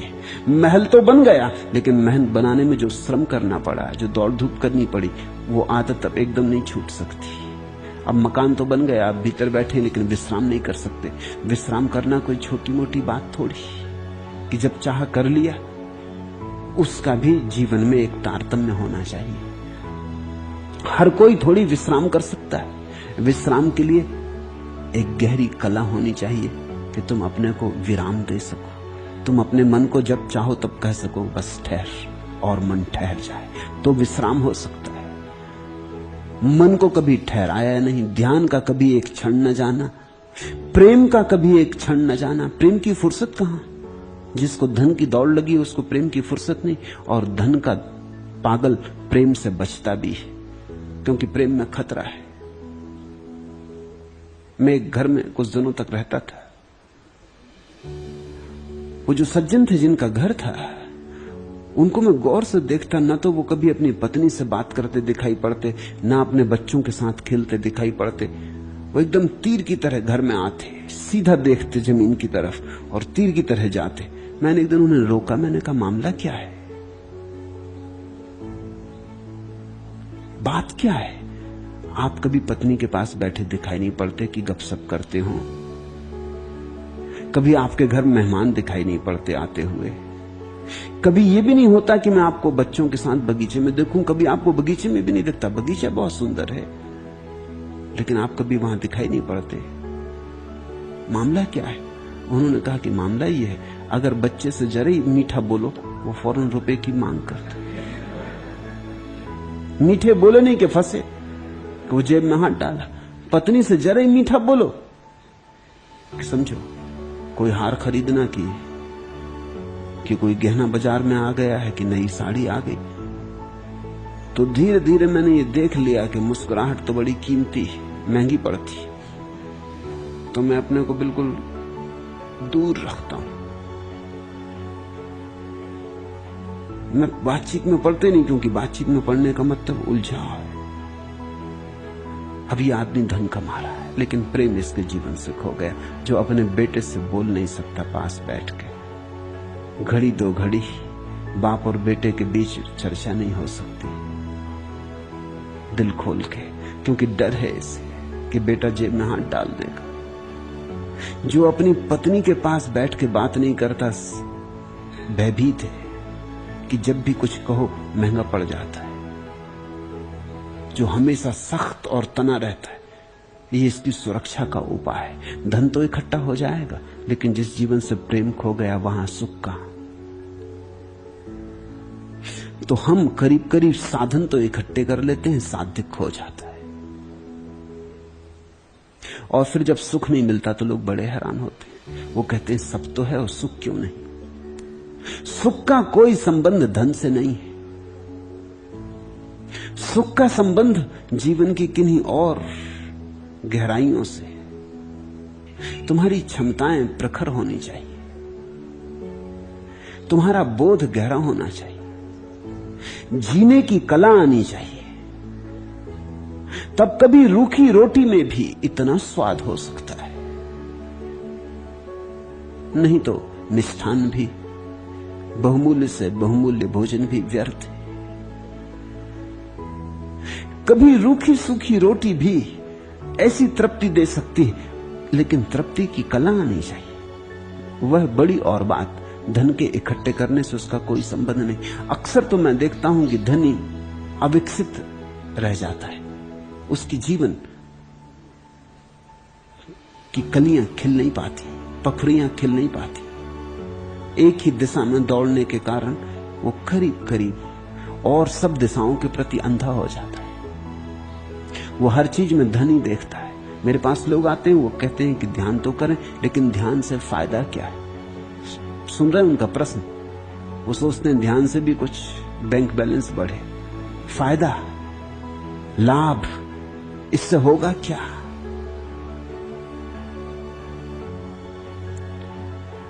उनके जीवन में ऐसी कोई चीज नहीं रह जाती जो वो स्वांतः सुखाय कर सके, जो वो कह सकें कि सुख के लिए करते। वो पूछते नाचने से फायदा क्या? अब नाचने से फायदा क्या? पक्षी अगर पूछने लगे गीत गुनगुनाने से फायदा क्या, तो सारी दुनिया सुनी हो जाए। मगर रोज उठाते हैं, सूरज के स्वागत में नाचते हैं, गाते हैं। आनंदित है, सुखी है। धन बिल्कुल नहीं है पक्षियों के पास, लेकिन सुख है। वृक्ष फूले चले जाते हैं, कोई वृक्ष पूछते ही नहीं। अभी तक कोई अर्थशास्त्री वृक्षों में पैदा ही नहीं हुआ जो उनको समझाया कि क्यों रे ना समझो, व्यर्थ फूले चले जा रहे हो, फायदा क्या। एक बार वृक्षों को ये ख्याल डाल दे उनके दिमाग में कि फायदा कुछ भी नहीं, फूलने से फायदा क्या, तो वृक्ष फूलने बंद हो जाए। चांद तारे रुक जाएं, फायदा क्या। सूरज ठहर जाए, ये रोशनी बरसाने से फायदा क्या। ये सारा जगत अर्थशास्त्रियों की बिना सलाह के चल रहा है, सिर्फ आदमी को छोड़कर। और आदमी अर्थशास्त्रियों की सलाह के कारण बड़े अनर्थ में पड़ गया है।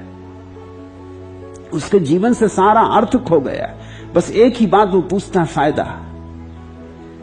स्वांतः सुखाय तुलसी रघुनाथ गाथा। किसी ने पूछा तुलसी को क्यों गाई तुमने राम की कथा, तो कहा स्वांतः सुखाय।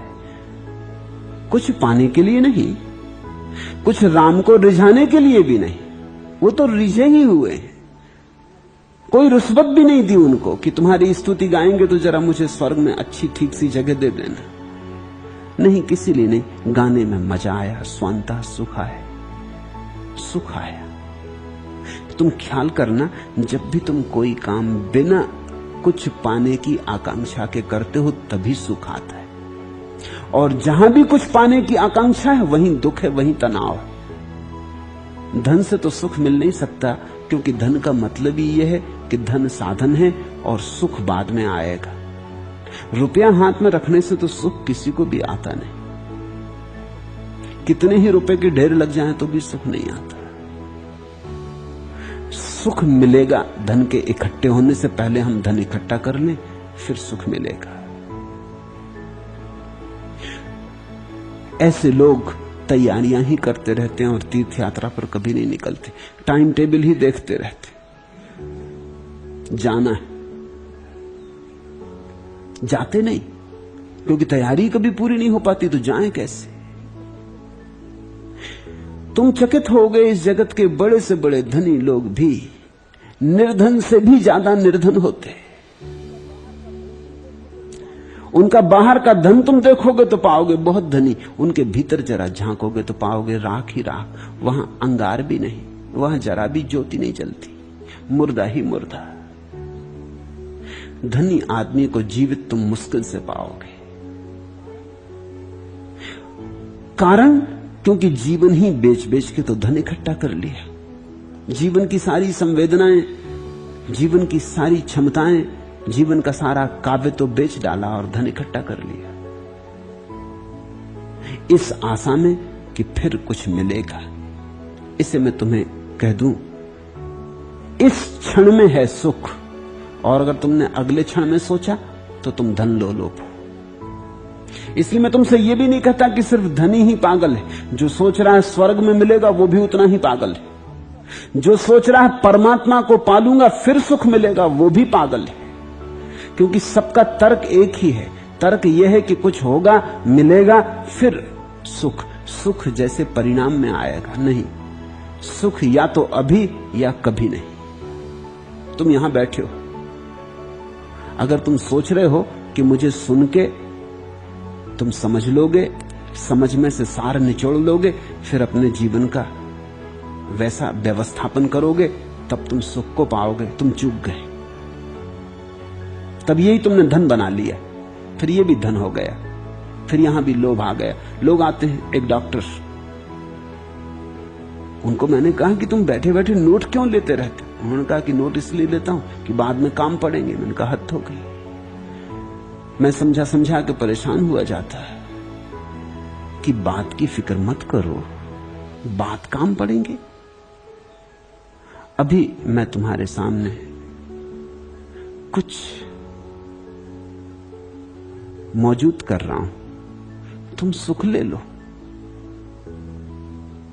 तुम सुखी हो जाओ। सुखी भवेत, अभी और यही। तुम ये क्षण जो सुख का बह रहा है मेरे और तुम्हारे बीच, इसे नोट लेके खराब कर रहे। तुम धन इकट्ठा कर रहे, फिर नोट यानी धन, फिर पीछे काम पड़ेंगे, फिर देख लेंगे उल्टा के कापी फिर संभाल कर रख लेंगे, फिर इसके अनुसार जीवन को बनाएंगे, ये टाइम टेबल बन जाएगा, लेकिन यात्रा कभी ना होगी। एक गांव में रामलीला हो रही थी। लंका से लौटते हैं राम, सीता, हनुमान, तो उतरता है पुष्पक विमान, रामलीला का विमान। तो एक रस्सी से बांध के एक डोला नीचे उतारा हुआ था, उसमें बैठते और रस्सी खींच ली जाती। और ऊपर जो चढ़ा था अंधेरे में बैठा हुआ, उसको कुछ ठीक समय का बोध न आ रहा है, इसके पहले कि रामचंद्र जी चढ़ते उसने डोला खींच लिया।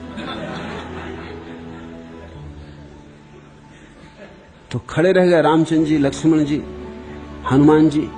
हनुमान जी ने थोड़ी उछल कूद भी की, मगर फिर भी न पहुंच पाए, डोला एकदम चले ही गया। छोटे छोटे बच्चे थे गांव के जो बने थे, राम लक्ष्मण। तो लक्ष्मण ने पूछा अपने रामचंद्र जी से कि बड़े भैया, अगर आपके सूटकेस में टाइम टेबल हो तो देख के बताएं दूसरा हवाई जहाज कब छूटेगा।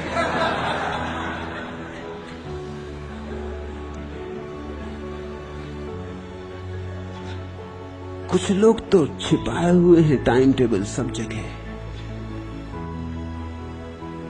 टाइम टेबल का भी अध्ययन लोग ऐसे करते हैं जैसे कुरान बाइबल का कर रहे हैं। मैं ट्रेन में बहुत दिनों तक सफर करता था तो मैं देखता था टाइम टेबल लिए बैठे, उसका अध्ययन कर रहे हैं। मैं कभी कहता भी कि आप घंटों से टाइम टेबल का अध्ययन कर रहे हैं, इसमें अध्ययन करने जैसा है भी क्या? वो कहते तो बैठे बैठे क्या करें। तो टाइम टेबल का अध्ययन कर रहे हैं, योजनाएं बना रहे होंगे मन में, कुछ ट्रेनों का इंतजाम बिठा रहे होंगे कुछ। तुम अपने जीवन को गौर से देखना, कहीं तुम्हारा जीवन समय सारणी का अध्ययन ही तो नहीं हो गया है।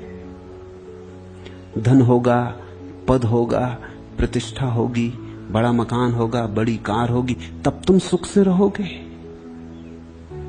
तो तुम कभी सुख से ना रहोगे। सुख से रहना हो तो अभी, अन्यथा कभी नहीं। सारे धन कमाकर मनुष्य अतिशय भोगों को पाता है, लेकिन सबके त्याग के बिना सुखी नहीं होता। और ध्यान रखना, अष्टावक्र के त्याग का यह अर्थ नहीं है कि तुम सब छोड़ के जंगल भाग जाओ, क्योंकि वो जो सब छोड़ के जंगल भागता है उसकी भी दृष्टि अभी भ्रांत है। वो सोच रहा है कि अब जंगल पहुंच के सुखी होऊंगा, फिर धन की यात्रा शुरू हो गई। अष्टावक्र का सूत्र यही है, तत्क्षण अभी यहीं जहां हो वहीं सुखी हो जाओ। तुम त्याग भी धन की ही भाषा में करते हो। एक आदमी त्याग करता है तो वो सोचता, भीतर गणित बिठाता है, इतना त्याग करेंगे तो कितना मोक्ष मिलेगा। वहां भी सौदा है, इतने उपवास करेंगे तो स्वर्ग की किस सीढ़ी पे पहुंचेंगे। कितने उपवास करने से और कितना शरीर को गलाने तपाने से सिद्ध शिला पर विराजमान होंगे, हिसाब लगा रहा। दुकानदार ही है ये, इसकी दुकानदारी बंद न हुई, इसने दुकानदारी नए आयाम में फैला दी। नहीं, धार्मिक व्यक्ति वही है जो कहता है सुख पाने के लिए कोई जरूरत नहीं है, सुख हमारा स्वभाव है, उसे कल नहीं पाना है, अभी उपलब्ध है, उसे अभी इसी क्षण उसमें हम डूब सकते, लीन हो सकते।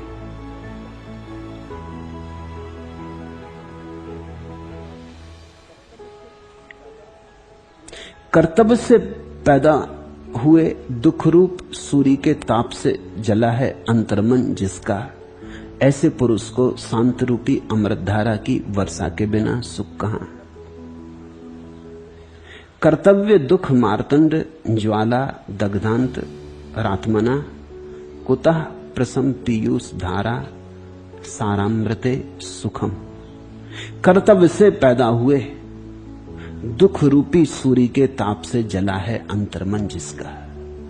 ख्याल करना, तुम जो भी धन इकट्ठा करते हो इसलिए इकट्ठा करते हो कि तुम सोचते हो कि तुम इकट्ठा कर सकते हो, तुम करता हो। जो है वो मिला है, उसे इकट्ठा करने की जरूरत ही नहीं। परमात्मा मिला है, उसे अर्जित नहीं करना, वह तुम्हारा स्वभाव है। सच्चिदानंद तुम हो, लेकिन आदमी सोचता अर्जित करना होगा, कमाई करनी होगी, सुख के लिए इंतजाम करना होगा, तो आदमी कर्ता बन जाता। वो कहता ऐसा करूंगा, इतना इतना कर लूंगा। फिर तुम कर्ता बने कि तुम जले। ये वचन सुनो, कर्तव्य से पैदा हुए दुख रूप सूर्य के ताप से जला है अंतर्मन जिसका। जो कर्ता के कारण ही दग्ध हुआ जा रहा है कि मुझे करना है। इतना विराट विश्व चल रहा है, तुम कभी आंख खोल के नहीं देखते, कोई कर्ता नहीं दिखाई पड़ता और सब हो रहा है। जीसस ने अपने शिष्यों को कहा, देखो खेत में लगे फूलों को, लिली के ये छोटे छोटे फूल ना तो श्रम करते, ना अर्जन करते, फिर भी कैसे सुंदर है, कैसे मनमोहक। सम्राट सोलोमन भी अपनी सारी साज सज्जा में इतना सुंदर न था।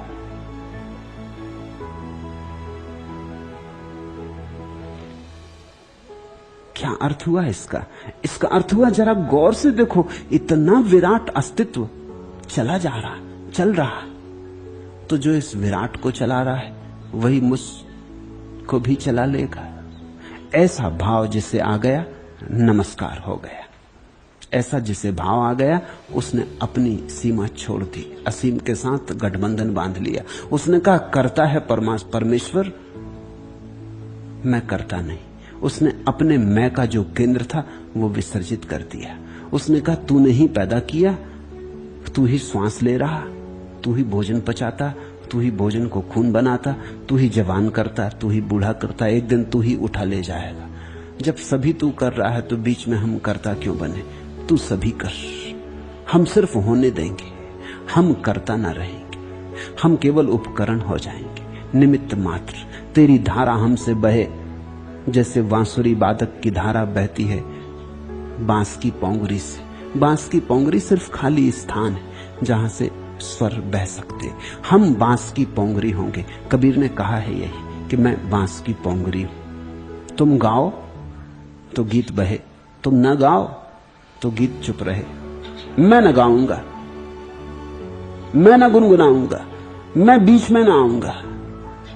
ऐसी जो भाव दशा है वही नमस्कार है, वही नमन, वही समर्पण। कहो श्रद्धा, कहो प्रार्थना, भक्ति, आस्तिकता, जो भी कहना हो। लेकिन सार सूत्र की बात इतनी है कि कर्ता परमात्मा है, हम कर्ता नहीं है। कर्तव्य से पैदा हुए दुख रूप सूर्य से जला है जिसका अंतर्मन।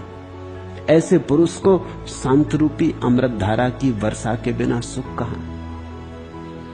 नहीं, तुम्हारे कमाए सुख न कमाया जा सकेगा। शांत रूप वर्षा तुम्हारे ऊपर बरसे। तुम्हारी कमाई नहीं है शांति, तुम केवल द्वार दे दो और प्रभु वर्षे तुम्हारे भीतर भर जाए। देखा तुमने, बाहर वर्षा होती पहाड़ पर, पहाड़ खाली का खाली रह जाता क्योंकि पहले से भरा है। फिर वही वर्षा नीचे आती, गड्ढों में भर जाती और झीलें बन जाती, मानसरोवर निर्मित हो जाती। क्यों झील भर जाती? क्योंकि झील खाली थी। जो खाली है वो भर जाएगा, जो भरा है वो खाली रह जाएगा। तो अगर तुम अपने अहंकार से बहुत भरे हो कि मैं करता, मैं करता, मैं धरता, मैं ये, मैं वो, अगर तुम्हारे भीतर ये सब बातें भरी हैं तो तुम खाली रह जाओगे। परमात्मा बरसता है लेकिन तुम झील ना बन पाओगे। तुम खाली हो तो उसकी अमृत धारा तुम्हें भर दे, और तभी है शांति। कुतः प्रसम पीयूष धारा सारमृते सुखम। उसकी अमृत धारा की वर्षा के बिना किसको शांति मिलती? शांति तुम्हारे करने का परिणाम नहीं है, तुम्हारे अकर्ता हो जाने की सहज दशा है।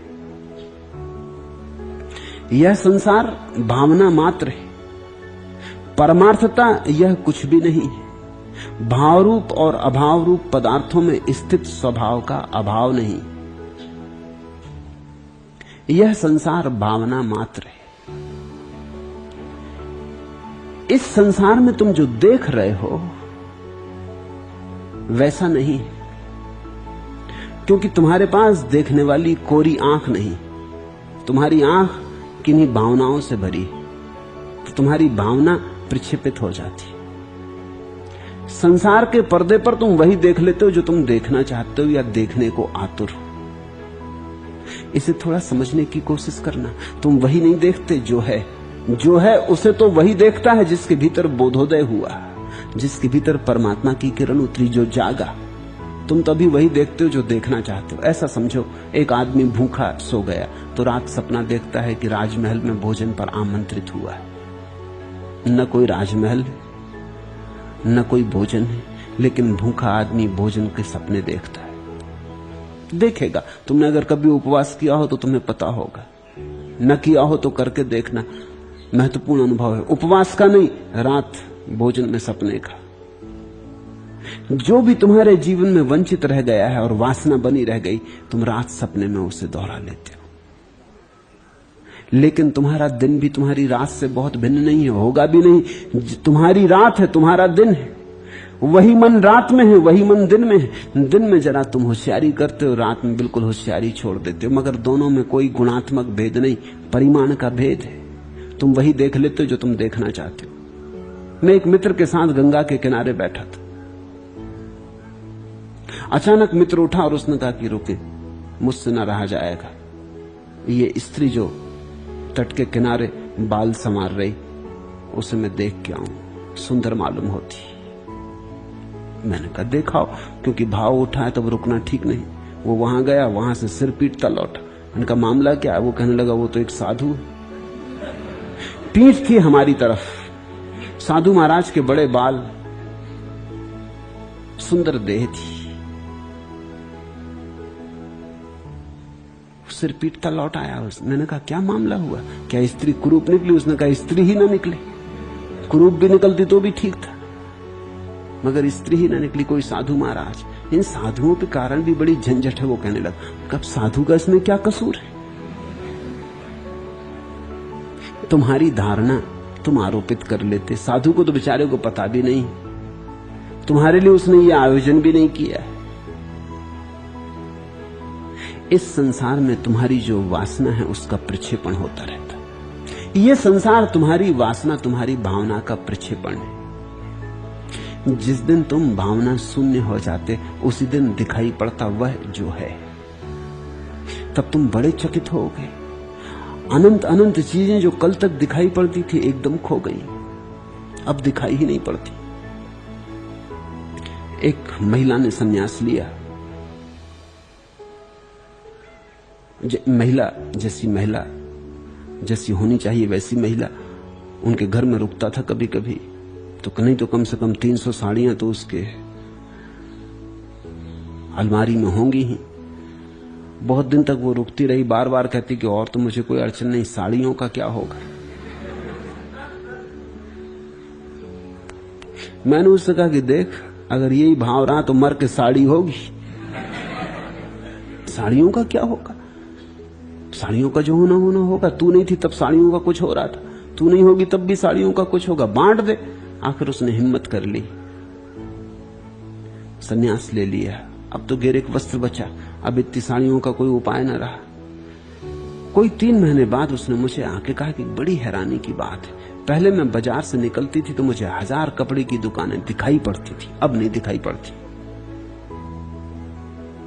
पहले कपड़े की दुकान दिखाई पड़ जाती तो मैं फिर जा ही नहीं सकती थी, 1000 काम छोड़ के भीतर जाती थी, जब तक देख ना लूं कि कोई नई साड़ी तो नहीं आ गई, कोई नया कपड़ा तो नहीं आ गया। लेकिन अब अचानक कुछ ऐसा हो गया है।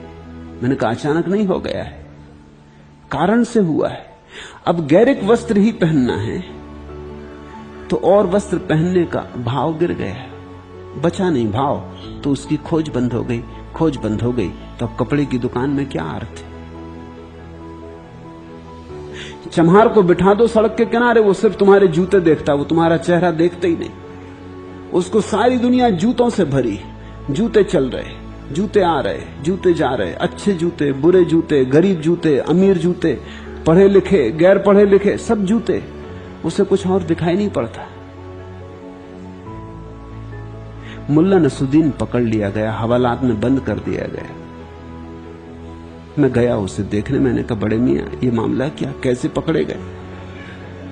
उसने कहा सर्दी जुकाम के कारण। मैंने कहा सर्दी जुकाम के कारण? सर्दी जुकाम थे, मैं परेशान हूं, मुझे पकड़े जाना था, तुम्हें किसने पकड़ा? उसने कहा कि अब समझो बात पूरी।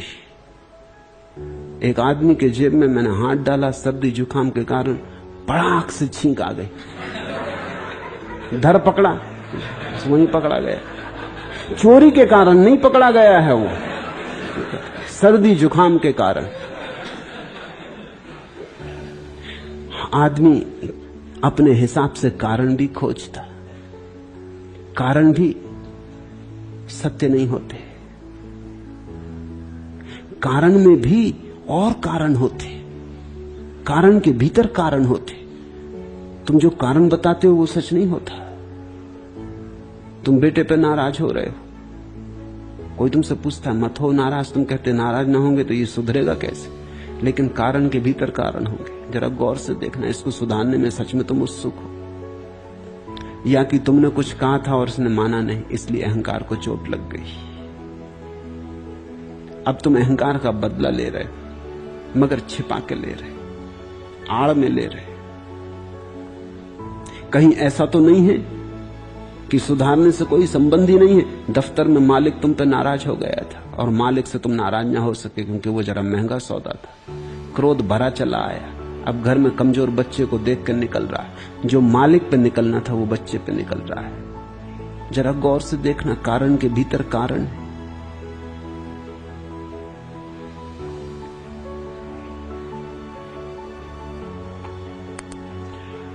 मुल्ला नसरुद्दीन एक दिन रात 2 बजे सड़क से निकल रहा है। एक पुलिस वाले ने उसे पकड़ा और कहा कि महानुभाव, रात के 2 बजे तुम कहां जा रहे हो? तो उसने कहा भाषण सुनने। कमाल है, उस कांस्टेबल ने कहा रात के 2 बजे भाषण सुनने? कौन बैठा भाषण देने को यहां 2 बजे रात? होश की बातें करो, पी पा के तो नहीं चल रहे हो? नसरुद्दीन ने कहा आपको मेरी पत्नी का पता नहीं हुजूर, 2 बजे क्या, पूरी रात बैठी रहेगी जब तक मैं न जाऊं, जब तक मुझे भाषण न सुनाए तब तक वो सो नहीं सकती। भाषण सुनने जा रहा हूं। कारण के भीतर कारण है, अपने अपने कारण है। तुम जरा गौर से देखना, तुम जीवन की परत दर परत में ऐसा पाओगे।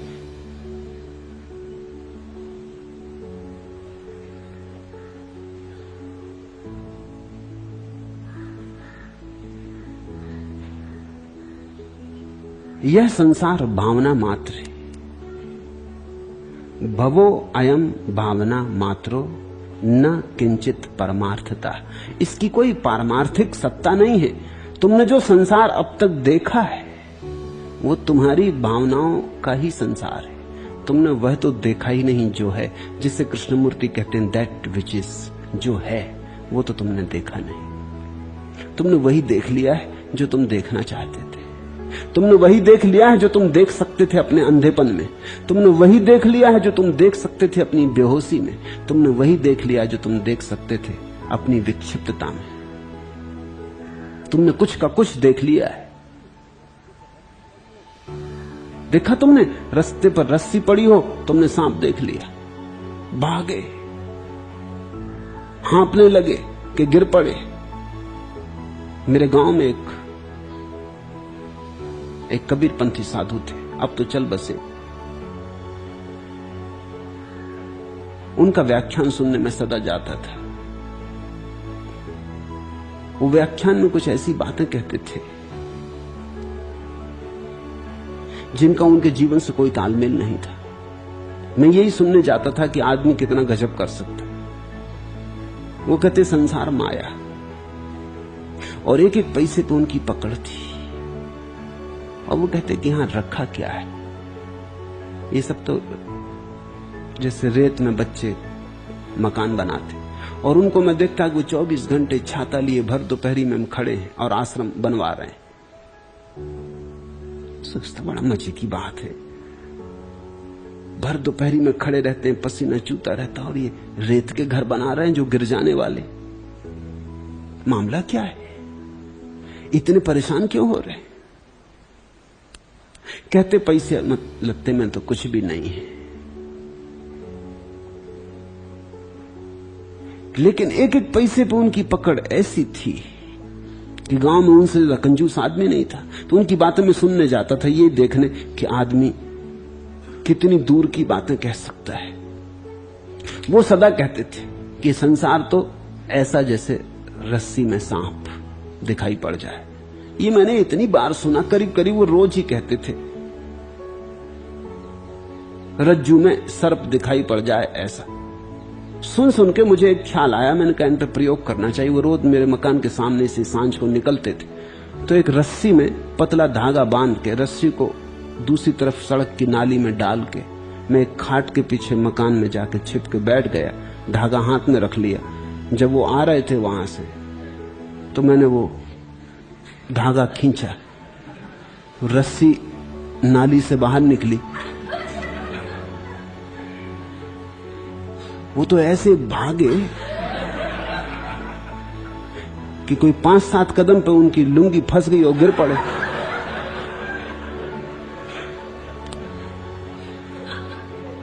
इतना मैंने भी ना सोचा था।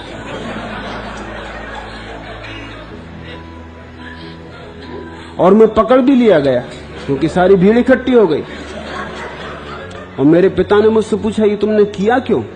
बूढ़े आदमी हैं, हाथ पैर टूट जाए, कुछ हो जाए, ये कोई मजाक की बात है? मैंने कहा मैंने किया भी नहीं, इन्हीं ने सुझाव दिलवाया। ये रोज कहे जाते। आखिर एक सीमा होती सुनने की भी। मैं सुनते सुनते थक गया, तो मैंने ये सोचा कि कम से कम इनको तो ना दिखाई पड़ेगा। इनको भी दिखाई पड़ गए, ये भूल ही गए। रस्सी में सांप दिखाई पड़ता भय के कारण, वो भय का प्रक्षेपण। जो हमें दिखाई पड़ रहा है वो हमारा प्रक्षेपण है। जब अष्टावक्र जैसे मनीषी कहते हैं कि संसार ब्रह्मवत है, माया है, तो तुम ये मत समझना कि वो ये कह रहे हैं कि झूठ है। वो इतना ही कह रहे हैं जैसा है वैसा तुमने नहीं जाना, कुछ का कुछ जान लिया है, कुछ का कुछ दिखाई पड़ गया। क्योंकि भय है, लोभ है, मोह है, क्रोध है, ईर्ष्या है, जलन है, 1000 तुम्हारे भीतर पर्दे, उन पर्दों में से सब विकृत हो जाता है। कुछ सीधा सीधा दिखाई नहीं पड़ता। आंख साफ सुथरी नहीं, बहुत धुएं से भरी है। भवो अयम भावना मात्रो न किंचित परमार्थता। ये संसार जो तुम जानते हो तुम्हारे पास है, ये सिर्फ तुम्हारी भावना है। किसी को पत्नी मान लिया है, किसी को बेटा मान लिया है, किसी को अपना, किसी को शत्रु, किसी को मित्र, सब मान्यता है। कौन तुम्हारी पत्नी? 20-25 वर्ष तक एक दूसरे से अपरिचित जिए, फिर एक दिन कोई पंडित बिठा दिया कुंडली तुम्हारी दोनों की। ये पंडित अपनी ही कुंडली बिठा नहीं पाए। इनकी और इनकी पत्नी का जरा दर्शन तो करो जाके कि क्या चल रहा है। और ये हजारों की कुंडली बिठाए जा रहे हैं।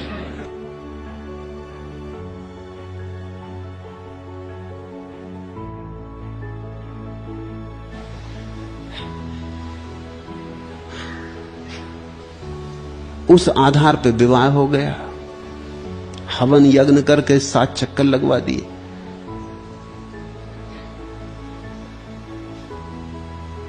एक सज्जन मेरे पास आए, उन्होंने कहा कि बड़ी मुश्किल में पड़ गया हूं, अब विवाह हो गया, भांवर पड़ गई, 7 चक्कर लग गए और बनती तो बिल्कुल नहीं है। ऐसा कष्ट झेल रहे हैं दोनों कि जिसका कोई हिसाब नहीं। तो मैंने कहा तुम उल्टे चक्कर क्यों नहीं लगा लेते? 7 खत्म करो मामला, ये चक्कर ही का मामला है ना। ऐसे लगाए थे, अब वैसे लगा लो। गांठ बंध गई, गांठ खोल लो, करना क्या है? इसमें इतने परेशान क्यों हुए जा रहा है? 2 जीवन क्यों खराब किए ले रहे हो? नहीं, वो कहते हैं जी ये कैसे हो सकता। अब जब बन सकते हैं साथ डालने से, तो खुल क्यों नहीं सकते? मेरी समझ नहीं आता। तुम्हारे जीवन के जो राग, संबंध, आसक्तियां, द्वेष, उन सब से जो जाल है, उसको ही संसार कह रहे हैं। ये संसार भावना मात्र है, परमार्थता यह कुछ भी नहीं। भावरूप अभावरूप पदार्थों में स्थित स्वभाव का अभाव नहीं। बस एक चीज यहां सच है और वह है तुम्हारा साक्षी भाव, तुम्हारा स्वभाव। कुछ है, कुछ नहीं भी है। कुछ नहीं को तुमने है जैसा मान लिया है, कुछ है को तुमने नहीं जैसा मान लिया है। ये सब तो ठीक है, लेकिन इन सब के बीच अगर एक ही कोई चीज सत्य है, परमार्थिक रूप से, आत्यंतिक रूप से सत्य है, सत्य थी, सत्य है और सत्य रहेगी, तो वो तुम्हारा साक्षी भाव है। इसलिए उसको ही खोज लो। बाकी उलझाव में कुछ भी बहुत अर्थ नहीं है। दौड़ धूप होगी बहुत, पहुंचोगे कहीं भी नहीं। हाथ कुछ भी ना लगेगा, मुट्ठी खाली की खाली रह जाएगी। देखते दुनिया में बड़ा अद्भुत होता, बच्चे आते तो बंधी मुट्ठी आते, जाते तो खुली मुट्ठी चले जाते। ऐसा लगता आदमी कुछ लेके आता और गमा के लौट जाता। बच्चों में तो कुछ मालूम भी होता है कि होगा कुछ आनंद, कुछ पुलक, कोई रस। बूढ़े बिल्कुल सूख जाते। होना तो उल्टा चाहिए, कुछ और जान के लौटते। ये संसार तो एक पाठशाला थी, कुछ सीख के लौटते, कुछ और होश से भर के लौटते, लेकिन और बेहोश होकर लौट जाते। आत्मा का स्वभाव दूर नहीं है, वह समीप या परिच्छिन्न भी नहीं है। वह निर्विकल्प, निरायास, निर्विकार और निरंजन है। न दूरम न चा संकोचात लब्धम एव आत्मना पदम।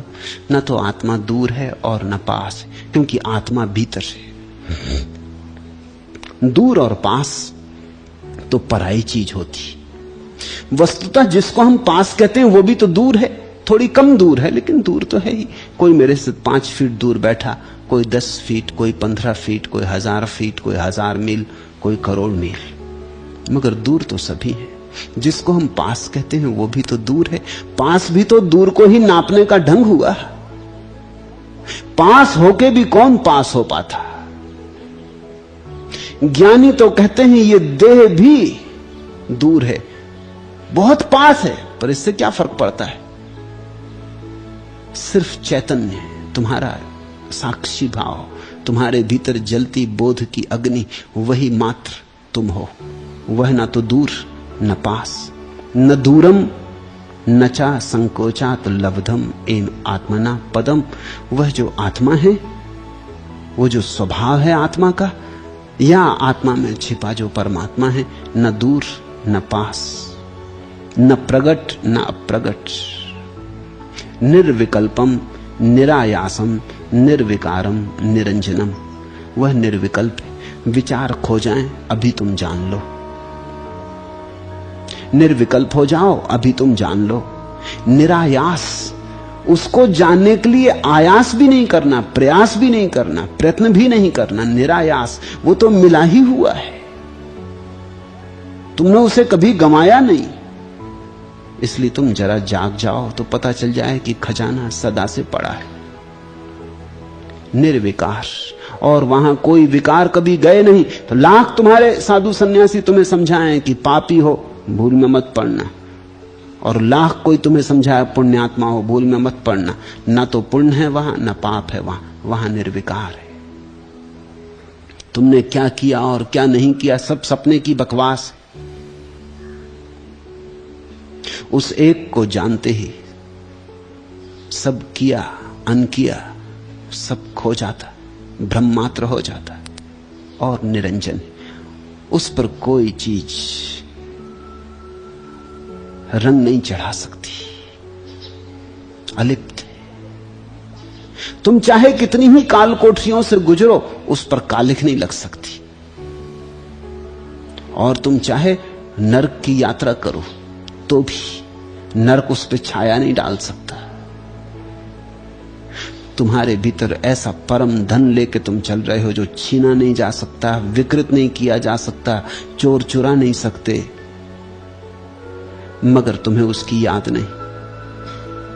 तुम बाहर देख रहे, तुम्हें उसकी याद नहीं। तुमने कभी कभी देखा ना कि आदमी चश्मा लगाए रहता और चश्मे को खोजता, चश्मे लगाए और चश्मे को खोजता, जल्दी में ट्रेन पकड़नी के, बस पकड़नी के, कुछ काम में आ गया तो भूल जाता एकदम।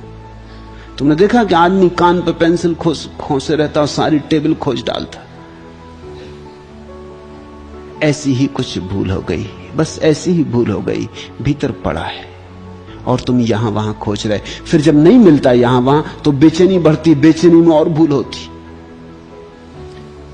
फिर जब बिल्कुल नहीं मिलता, कितने ही दौड़ते हो, मीलों की यात्रा करते हो, जन्मों जन्मों की यात्रा, और नहीं मिलता तो बहुत घबरा जाते हो। उस घबराहट में और होश खो जाता। जरा बैठो, ध्यान का इतना ही अर्थ है, जरा बैठो, दौड़ो मत, खोजो भी मत, जरा शांत होकर बैठ जाओ। शायद जो तुम्हारे तल में पड़ा है वो प्रकट हो जाए। शायद शांत अवस्था में तुम्हें अपने स्वभाव का स्मरण हो जाए। मैंने सुना है, एक पुरानी कथा है, तुमने भी सुनी होगी, थोड़े से फर्क उसमें करना चाहता हूं। पुरानी कथा है, 10 मूढ़ व्यक्ति नदी पार किए। नदी पूर्व पर थी, वर्षा की नदी। उस पार जाके उन्होंने सोचा कि गिनती कर लें, कहीं कोई खो ना गया हो। तो उन्होंने गिनती की। जिसने भी गिनती की उसने 9 ही गिने, क्योंकि अपने को छोड़ गया। 1 2 3 4 5 6 7 8 9 सबने गिना और सबने पाया कि बात बिल्कुल सही, एक खो गया। क्योंकि सभी अपने को छोड़ के गिनती की। वो तो बैठ के रोने लगे, वो तो छाती पीटने लगे कि साथी खो गया। पुरानी कथा कहती है कि कोई पंडित, बुद्धिमान पुरुष पास से गुजरा। उसने देखा, पूछा क्यों रोते हो? कहा कि 10 आए थे, नदी पार की, 9 रह गए, एक खो गया। उसने नजर डाली, देखा कि 10 के 10 मूढ़ मालूम होते। उसने कहा खड़े हो, मैं गिनती करता हूं। उसने गिनती की। पहले उसने गिनती करवाई देखने के लिए कि ये किस तरह की गिनती करते। देखा तो एक आदमी ने गिनती की, 1 2 3 4 5 6 7 8 9, और उसने अपने को छोड़ गया। तो उसने उसकी छाती पे हाथ रखा, जोर से कहा, पागल, 10वां तू है। तब उन्हें होश आ गया। वो 10 बड़े प्रसन्न हुए, उसे बड़ा धन्यवाद देने लगे कि आपने बड़ी कृपा की कि 10वां साथी मिल गया, नहीं तो खो ही गया था, बिल्कुल गंवा बैठे थे।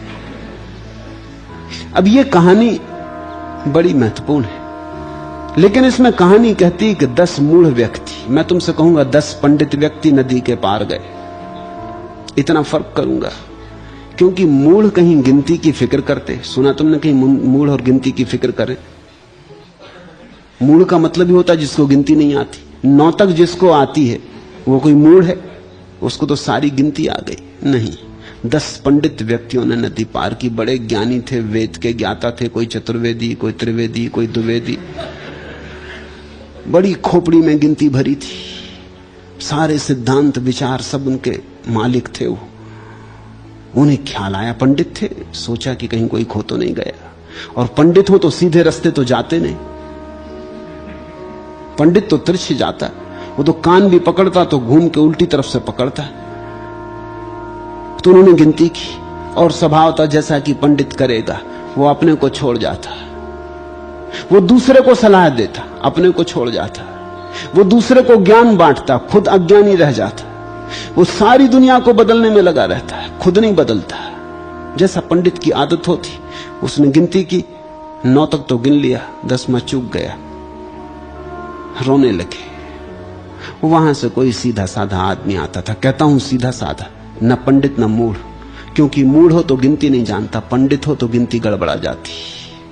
सीधा साधा सरल चित्त आदमी, न इतना मूढ़ की गिनती न कर सके, न इतना पंडित की गिनती गड़बड़ कर ले। दोनों अतियों से मुक्त, कोई बुद्ध पुरुष मध्य में ठहरा हुआ, दोनों अतियों के पार, मध्यम निकाय पर, ठीक संतुलित, न पंडित न मूढ़।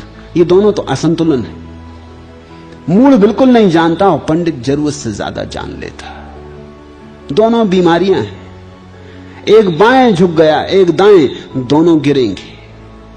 ठीक तो वही है जो रस्सी पर बीच में संभला। कोई सीधा साधा आदमी आता था, उसे देख के बड़ी हंसी आई कि पागल क्यों रोते हो, और ये देख के और भी हंसी आई कि सब बड़े पंडित हैं। इतना फर्क कहानी में कर देना चाहता हूं, कहानी महत्वपूर्ण है। और तुम्हारा गुरु तुमसे इससे ज्यादा कुछ भी नहीं कर सकता कि तुम्हारी छाती पे हाथ रख के कहे कि 10वां तू है। बस इससे ज्यादा गुरु और क्या कर सकता है। खोया नहीं है किसी को, जिसे तू खोज रहा है वह तू है। तत्वमसि श्वेत केतु।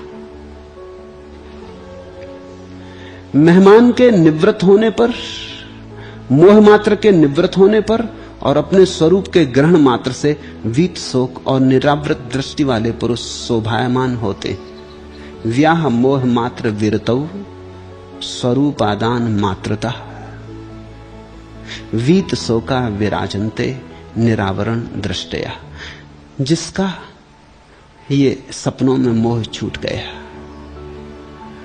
जिसने ये मन में उठती रागात्मक वृत्तियों को जाग के देख लिया और इनका विचार छोड़ दिया, और जो चीजों को सीधा सीधा देखने लगा, व्याह मोह मात्र विरतौ, मोह मात्र जिसका निवृत्त हुआ, जो अब ऐसा नहीं कहता कि ये मेरा है और ये मेरा नहीं है, क्या मेरा है और क्या तेरा है। मोह मात्र विरतौ स्वरूपादान मात्रता, और जिसने अपने स्वरूप को ग्रहण कर लिया। शब्द का अर्थ समझना, स्वरूप को पाना थोड़ी है ही, लेकिन तुम भूल गए, भूल को सुधार लिया। 2 और 2 5 जोड़ रहे थे, 2 और 2 4 जोड़ लिए। 2 और 2 4 ही थे, जब तुम 5 जोड़ते थे तब भी 4 ही थे। तुम 50 जोड़ो तो भी 4 ही रहेंगे। तुम कुछ भी जोड़ो, इससे कोई फर्क नहीं पड़ता। तुम ना भी जोड़ो तो भी 2 और 2 4 ही हैं। स्वरूपादान मात्रता, और जिसने अपने स्वरूप को अब अंगीकार कर लिया, जो था उसे स्वीकार कर लिया, जो था उसकी स्मृति से भर गया। वीत शोका विराजन्ते निरावरण दृष्टया, वो सारे दुख के पार हो जाता है और एक ऐसे सिंहासन पर विराजमान हो जाता है जहां निर्मल दृष्टि है, जहां सब निर्मल है, निर्विकार है। ऐसी निर्विकार दृष्टि वाला व्यक्ति ही शोभायमान है।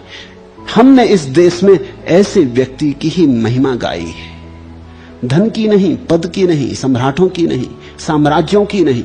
हम तो एक ही साम्राज्य पे भरोसा करते हैं, वो है भीतर का, स्वभाव का, स्वच्छंद, स्वयं के गीत का।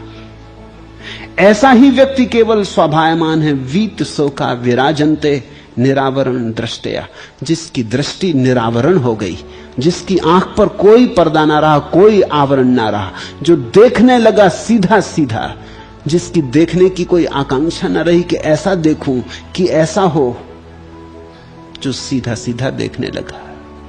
ऐसा निरावरण दृष्टि को उपलब्ध व्यक्ति ही एकमात्र जगत में शोभायमान है। समस्त जगत कल्पना मात्र है और आत्मा मुक्त और सनातन है, ऐसा जानकर धीर पुरुष बालकों की भांति क्या चेष्टा कर। ये बड़ा अद्भुत सूत्र है, आखिरी सूत्र आज के लिए। समस्त कल्पना मात्र मात्मा मुक्ता सनातना इति विज्ञाय धीरो ही किमभ्यस्यति बालवत्। सारा जगत कल्पना मात्र है, ऐसा जिसने जाना, ऐसे जानते ही दूसरी बात भी जान ली, साथ ही साथ युगपत कि आत्मा सनातन और मुक्त है। जब तक संसार सत्य है, आत्मा बंधन में मालूम होती। जैसे ही संसार मालूम हुआ मिथ्या, आत्मा मुक्त है। संसार की भ्रांति ही बंधन है, बंधन वास्तविक नहीं। तुमने मान रखा कि बंधन है, इसलिए है। तुम छोड़ दो मान्यता, छूट जाता। ऐसा जानकर धीर पुरुष क्या बालकों की भांति चेष्टा करता है। बच्चे अभ्यास करते, भाषा सीखनी तो अभ्यास करना पड़ता है, भाषा भूलनी हो तो भी क्या अभ्यास करना पड़ेगा। कुछ कमाना हो तो अभ्यास करना पड़ता, कुछ गंवाना हो तो अभ्यास करना पड़ेगा। रामकृष्ण के पास एक आदमी ने 500 मोहरें लाकर रख दी, कहा कि आपको दान करना। रामकृष्ण ने कहा तो एक काम कर, दान तो हम ले लिए, हम स्वीकार कर लिए, अब हमारी तरफ से इनको गंगा में फेंका।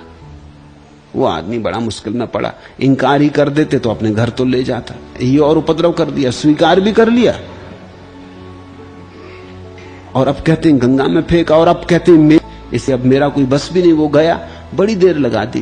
तो रामकृष्ण का पता लगाओ गया कि नहीं गया, कहां है, कितनी देर लगा दी, इतनी देर की जरूरत क्या।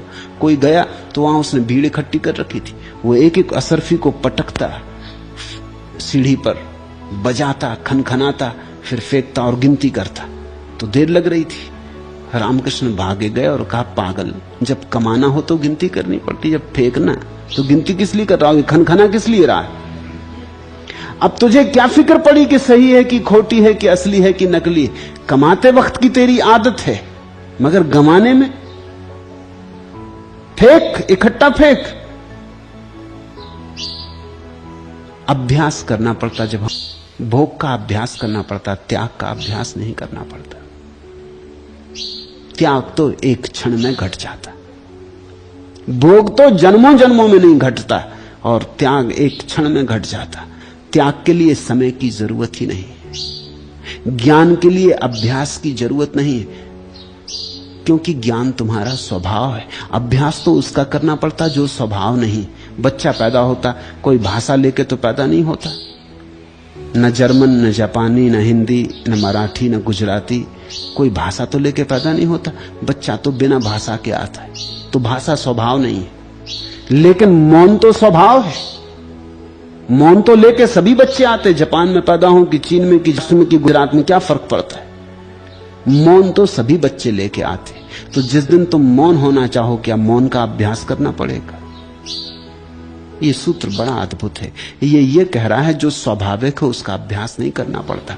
तुम अगर मौन होना चाहते हो, वस्तुतः होना चाहते हो, इसी क्षण हो सकते हो। भाषा सीखी हुई है, मौन तो अनसीखा हुआ है, तुम्हारा स्वभाव है। अष्टावक्र के सारी महागीता का सार सूत्र इतना है कि जो तुम्हें पाना है वो मिला हुआ है, तुम बस जागो और मालिक हो जाओ, दावा करो और मालिक हो जाओ। परमात्मा तुम्हारा। हरिओम तत्सत। आज इतना।